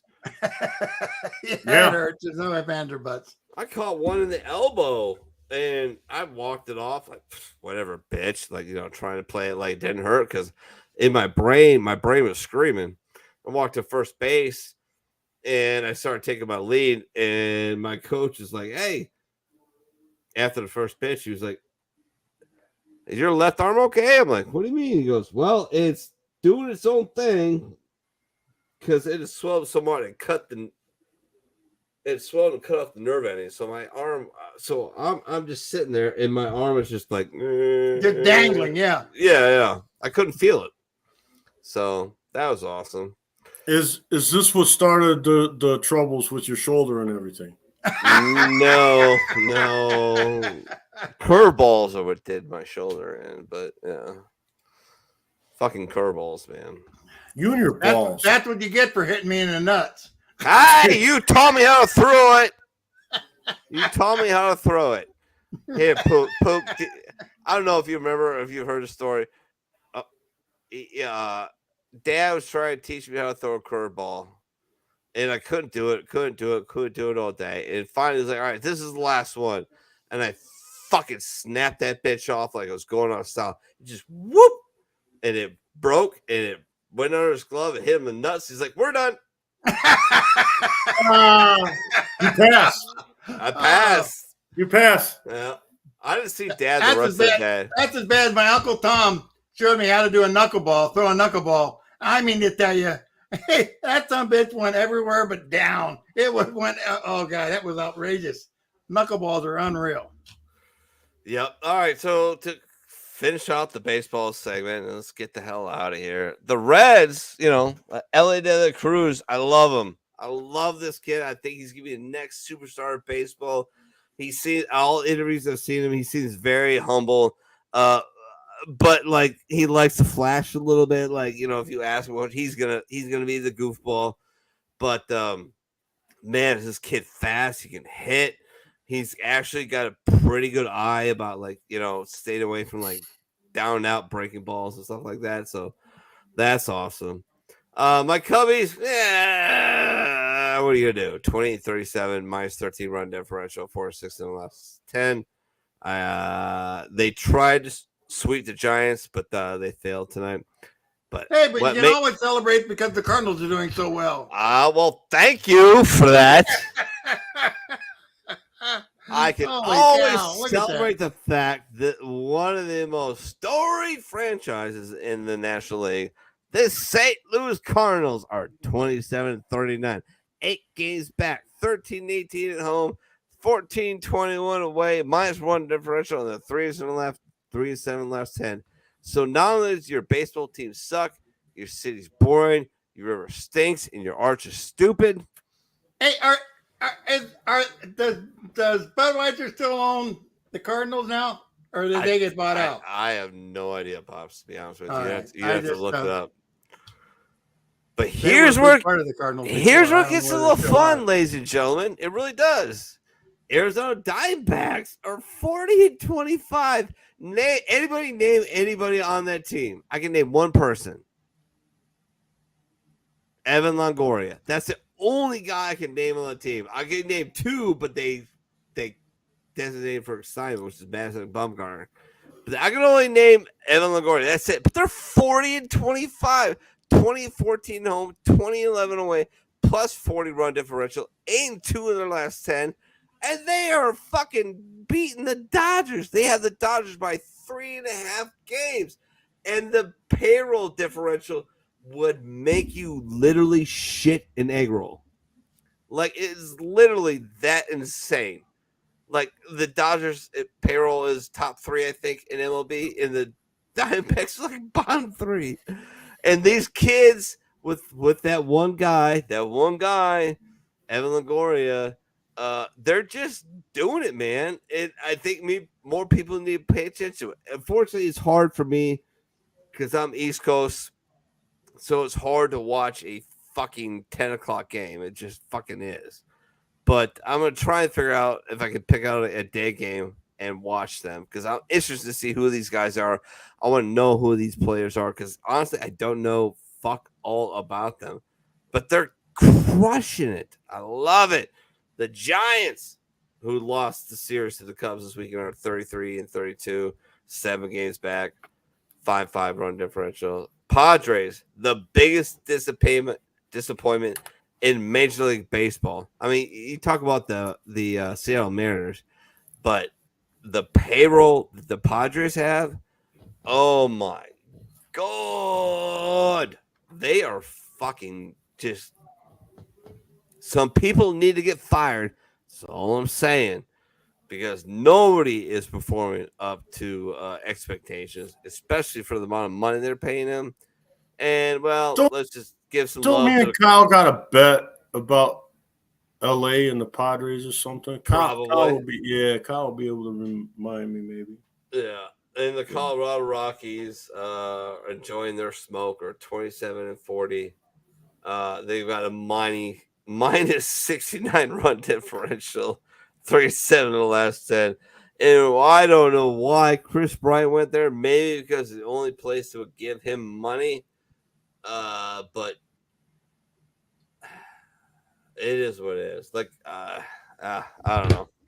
It's terrible. But that's your baseball write-up and your wrap-up. Without further ado, I think we... Oh, wait. I got something for you to crack you up. What? Guess who was an owner of the Cardinals? Bob Castellini. He was a part owner of the Cardinals before he got bought out. And then he ended up buying the Reds. Hey, who owned the Reds? That was Mark Schott owned the Reds back in the day. It was Scott. a Nazi, right? Yes. He's like a legit Nazi. Yahtzee. Was she a legit Nazi or was that? No, she wasn't. She was just a confused old lady. And really, she was a sincere person. She was really a good person. But she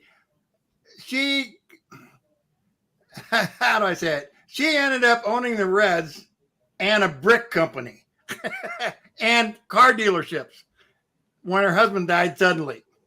Oh, okay. And it got crazy. And they smeared her as a Nazi. And she was not being nasty to say stuff. She just would say stuff without really thinking it all the way through. And she at one time thought that Adolf Hitler did some really neat things, like when he built the Autobahn. That was a neat thing, but he was a goofball the rest of the way. And she didn't equate the two. If he's an asshole, he's an asshole. The whole gassing the Jews thing really puts a damper on everything else that he was able to accomplish. Yeah. There's no ifs, ands, or buts about that. The final solution was quite a solution. There's no ifs, ands, or buts about that. Speaking of solutions, look who's back. Already had to deal with somebody trying to come down the stairs with the pit bull when he was. Oh, yeah? Yeah. So, Carl. How's Carl doing? Does Carl get into the swimming pool? No. Oh, that was partially for him, man. He's got to cool off. His job is to stand posts and make sure James is okay. Like he literally. It's okay, yeah. Last week, Michelle was trying to come up with a pump fill up the swimming pool. Well, they came up with a pump, but then found out the swimming pool was ripped. And that just drove me freaking nuts all night long. I learned about this about 9:30 at night. And about 6:30 in the morning, I had to order a pool. I couldn't stand it anymore. It was going to be 90 degrees the rest of the week, and they don't have a pool. And so I had to get a pool. Oh, you said what? Where did you put it in the chat, Chris? Did you put it in the sports church chat? Because I got like 50 open, so I need to like specifically go at it. But I appreciate it. Like I really do. You cut off talking about college. Yeah, well, I don't know anything. I haven't gotten any update. So sports church chat. Okay. As far as what? What did you just say? Kyle's in the hospital. Yeah. Oh, yeah. I know about that. I said a prayer for him. You don't remember? I had my bishop hat on and everything. I know. All right, sports church. All right, here we go. Let's see what it is. Oh, okay. All right, so here we go. We're gonna put this out there. The Arizona Diamondbacks lineup, apparently, thanks to Chris Benoit Balls. Where is it? God damn it! It's gotta be Facebook. Yeah, there it is. Facebook. All right, we got it.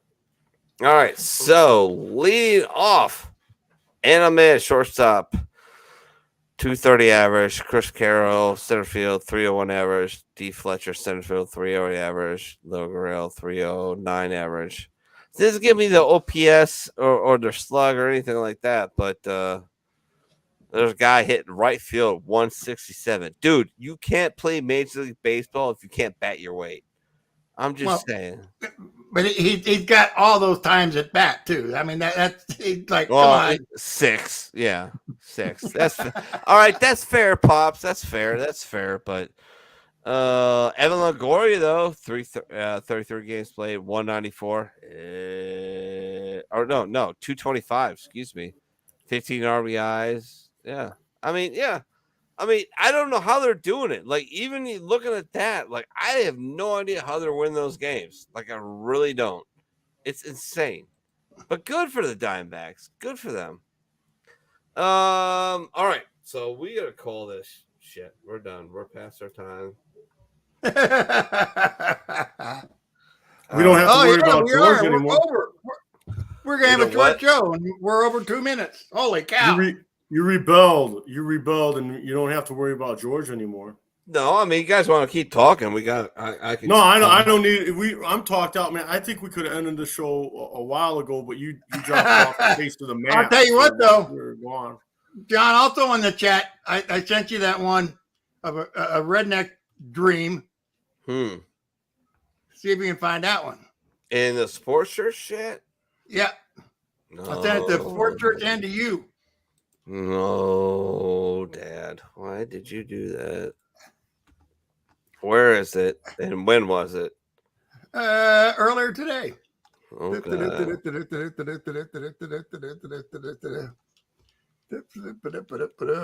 Tom Brady thing? No. No. Here it is at 7:58 yesterday. Every redneck's dream, a NASCAR driver blowing the doors off of a Ferrari. All right. On Twitter. So you're on Twitter. Yep.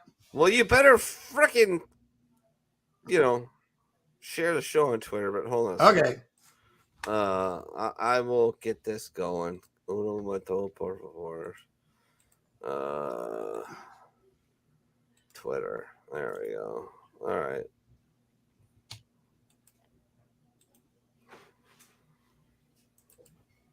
All right. Cool. I don't have any idea where the show is now.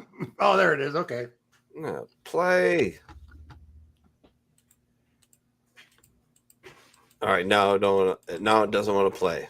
That's it figures. Anyway, that's the NASCAR in-car camera of the 24 car, which is the NASCAR car, and right in front of it, that's the winning Ferrari. And for one reason or another, he just blew the doors off of the Ferrari down there. God, how many years have we been waiting to see this happen? Come on. I don't understand why it's not working. It's weird. Work. Play. Play. It's playing and it's not playing. I don't know what the hell it's doing. Maybe do this. All right, it's loading. It's buffering. Oh, all right. We'll see if it actually happens.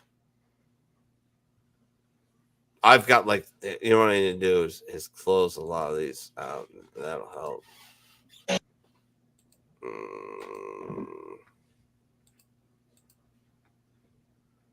Yeah. Or apparently not. Yeah, that's not a big deal, but it was the reason why I had to send it to you, because it was just so neat to see a NASCAR car blow the doors off of a Ferrari. Sure. Oh, There you now go. I got it. All right, here we go. Now I got it. All right. Hold on a second. Now it's not doing it. No, I got it. All right.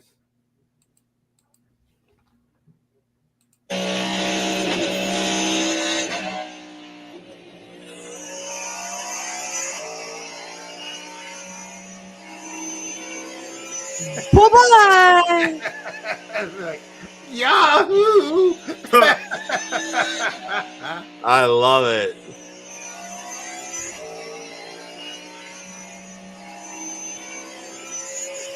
Stuck on my cannoli, motherfucker. I'm gone. I love it. Awesome. Well, like I said, it was last night was tough and today was tough, but we got some stuff done. I guess that's the best way to explain it. Absolutely. All right, boys. It's time to Look, call it and my shirt was actually pressed, so it's like, holy cow. Yeah. By the way, my wife's going to shoot you in the face with a bazooka, so be ready for that. Just saying. I get it. All right, Pook. Got to get your hat straight. Yeah. I have to get my What hat did you straight. make that out of? We're doing this beautiful piece is handcrafted. Yeah. I used cardboard. I cut out the cardboard just like this. Yeah. And then I put a layer of paper mache over it, a couple layers actually. Then I spray painted it black. God, and then I added the You gold did learn flakes. something in second grade, huh? Man, I was a good second grader, especially in art class. Art was my favorite subject, you know. Art was my favorite subject. Oh my god. Okay. Emotional damage. All right, boys. Final thoughts on your sports, and let's call it a day. All right. Sounds like an idea. Pook? Brother Well, Bishop Pook Dawg. Brother Bishop Pook Dawg from the First Sports Church, nothing but the truth. Amen.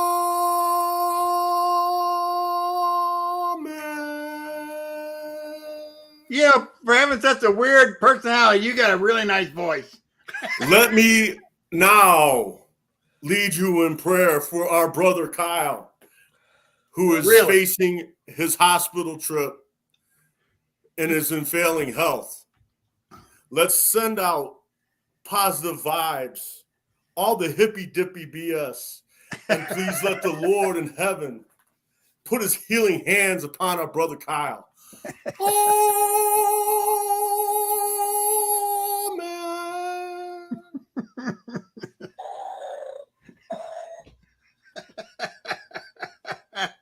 Oh, you know what it is? John made Kyle do the show all by himself last night. Yeah. And we just blew him out. I feel fucking so bad. You think that is the first thing that came across my head when he texted me today? He's like, "Hey, I'm having issues, and I don't think I'll be able to sports church." I'm like, "Well, I don't give a fuck about sports church, but what's up?" And he's like, I don't feel well, and I got pain." I'm like, "Fucking really?" So I dodge out of the bar, which you catch every Saturday here. How did the christening go, by the way? Oh, she was a gangster. Yeah? I'm telling you, Dad, she's gonna be the baddest fucking thing ever. we took her to Stansbury Park, right? Yeah. And put her in the same swing at the same time, same age as James. You know what James did? What? Cried. Yeah. You know what Edith did? What? More. I'm like, oh fuck. Like, this is gonna be horrible. This girl's gonna be like, hey, Daddy, at 13 years old, can you sign this permission slip? Yeah. Well, what's it for, sweetie? Oh, to go jump out of an airplane. Yeah. Well, you did it, Daddy. I did it, and I don't give a shit. But look, people think it's crazy, but it's honestly one of the safe things you can do. Okay. It really is. No, it really is. It really is, because how many jump schools and jump places have incidents? Have what? Incidents where it happens, man. A shoot fails or whatever. Yeah, but out of how many jumps? Like, because the place I went to, they had a record of 0, and they had done over 30,000 jumps. Never had an incident other than an idiot's, getting pegged by a corn cob because he landed in a cornfield, but whatever. But no. What? Yeah, he got fucking. I'm not buying this. This is just urban legend. This is nonsense. He landed right on a corn cob and went up. Urban legend is good stuff, man. It didn't go up. He just got hit. Relax. Anyways, like upside the face, like a rubber donger, and you're like, oh, he got cornholed. Is that what happened? Pretty much, yeah. Pretty much. It did go like, come on, really? No. Other than that, hey, look, my final thoughts are, I'm reinvigorated by the Ella de la Cruz missile. I love this kid. I think I actually watched more Reds games this week than I watched Cubs games. Really? Now that is a surprise. That's only a surprise because it was Reds games and not Yankee games.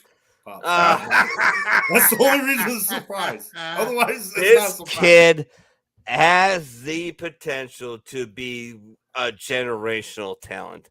He is insanely fast, possibly the fastest person in MLB.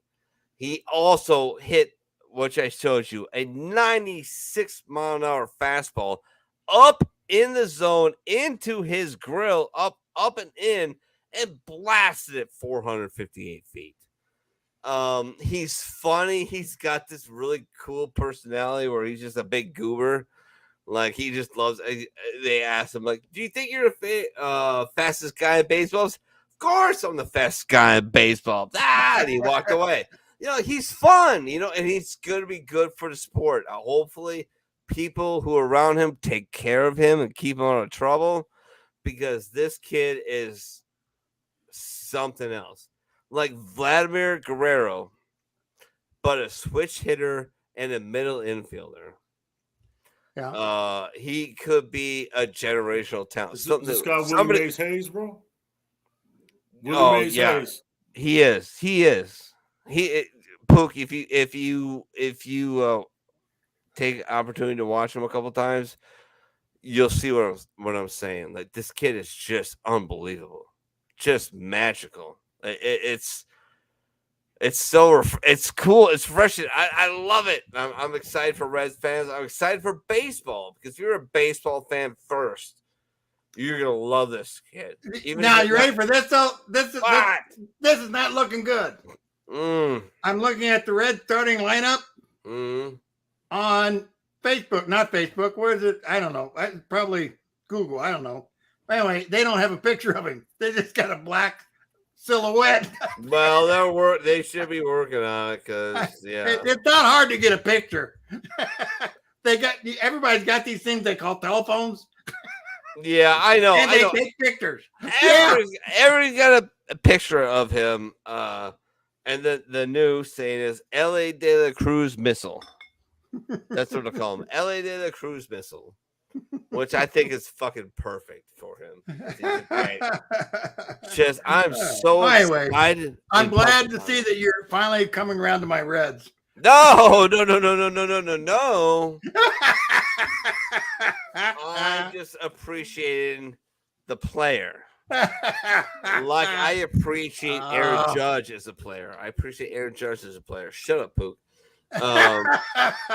We know you do, though, bro. Oh, like you ain't gotta say that, bro. Like why you gotta rub it in our face like that? You know, Judge's a fucking anchor, and this will crack you up.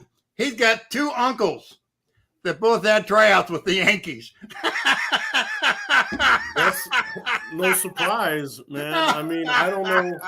They're both minor league players. Fake Yankee hate. The Yankees. It just cracks me up. This fake Yankee hate. Is this you rebelling against your uncles? This fake Yankee hate? No, I hate the Yankees. Oh, you hate them so much, you love them, man.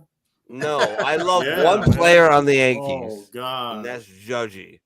And I call him Judgy for a reason because I love him that much. His name is Aaron Judge, but I call him Judgy because I love him. Because he's a fucking generational talent. Like, you cannot be a fan of baseball and not appreciate that guy. Sir, just like you love Babe Ruth and Lou Gehrig and freaking Mickey Mantle and you love Murderers Row, just like you love all of the Yankees. Let's just be honest. Let's be honest. Well, how could you not appreciate I know. How could guys? you not think? Get this on tape. Where's Kyle when you need him? You just admitted your Yankee love. Where's Kyle? We need to get that. We need to back that up. We need to play that back. We need someone with the producer angle that can come. Emotional damage. Yeah. If you got any idea where did they get the Dela Cruz from? Have any idea? Oh, I don't know. I'm gonna guess the Dominican Republic. He didn't go to college. Well, of course not. No, why would he? That was stupid. Be a waste of fucking time. I guess so, but hold on.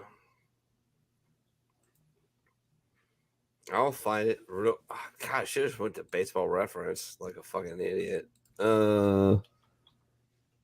Ellie Dela Cruz. Cincinnati Reds, born January 11th, 2002. And Sabana Grande, Boya, Dominican Republic. Go fucking figure. Lucky guess. Yeah. Oh, lucky guess. His career WAR, even though he's been in the league like a week, is already 0.3. Yeah. He's 19 at bats, 6 hits, 13.6 batting average, 5 runs, 3 RBIs, 2 stolen bases, a 409 on base percentage, 632 slugging percentage, and a 1.041 OPS.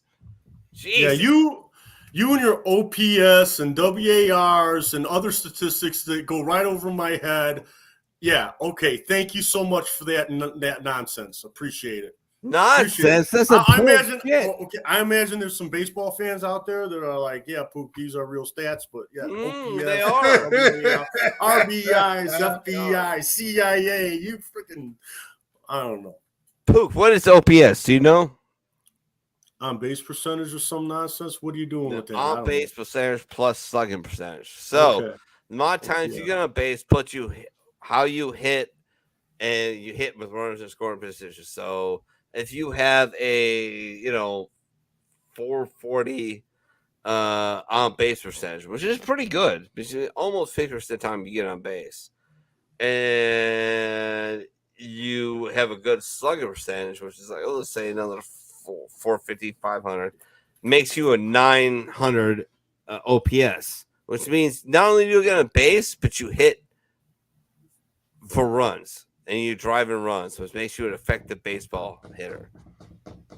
Yeah, I know these statistics are based on something. Oh, they're based on a lot of things. Yeah, I know. I get it. All right, boys. Pook, call it. Final thoughts. I already did my final thoughts. He's done. You want me to start talking some? No, I'll tell you what. I got my 9th booster shot the other day. I got my 9th booster shot the other day. And the pharmacist couldn't believe I walked into the pharmacy. He says, "You're still alive?" I go, "Whoa. You're not completely vaccinated until you're dead, bro." Hey, I'm just sending good thoughts out to Kyle. Yes, please. We need you back, big guy. We do. Baseball was kind of weird. Baseball was kind of weird without the Kyle. It was. Yes, and it was. I need my boy back for sure. Yep.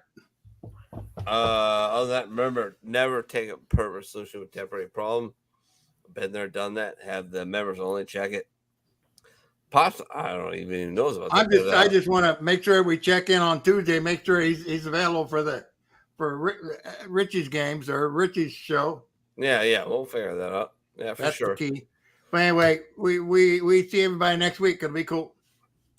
Without further ado. Hey, and I just found another picture of Ellie De La Cruz. So somebody's got a picture of him. They just Google does it. Oh, okay. All right. Well, without further ado, we are going to call the show. Thank you, Pook. Thank you, Pops. Thank you, everybody, a part of sharing it out and showing us everywhere you could. We're going to end it how I like to try and end it if I can fucking figure it out. There we go.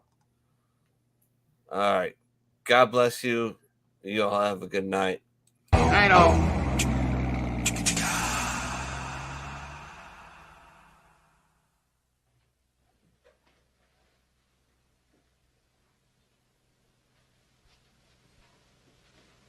You're still here? It's over. Go home. Go.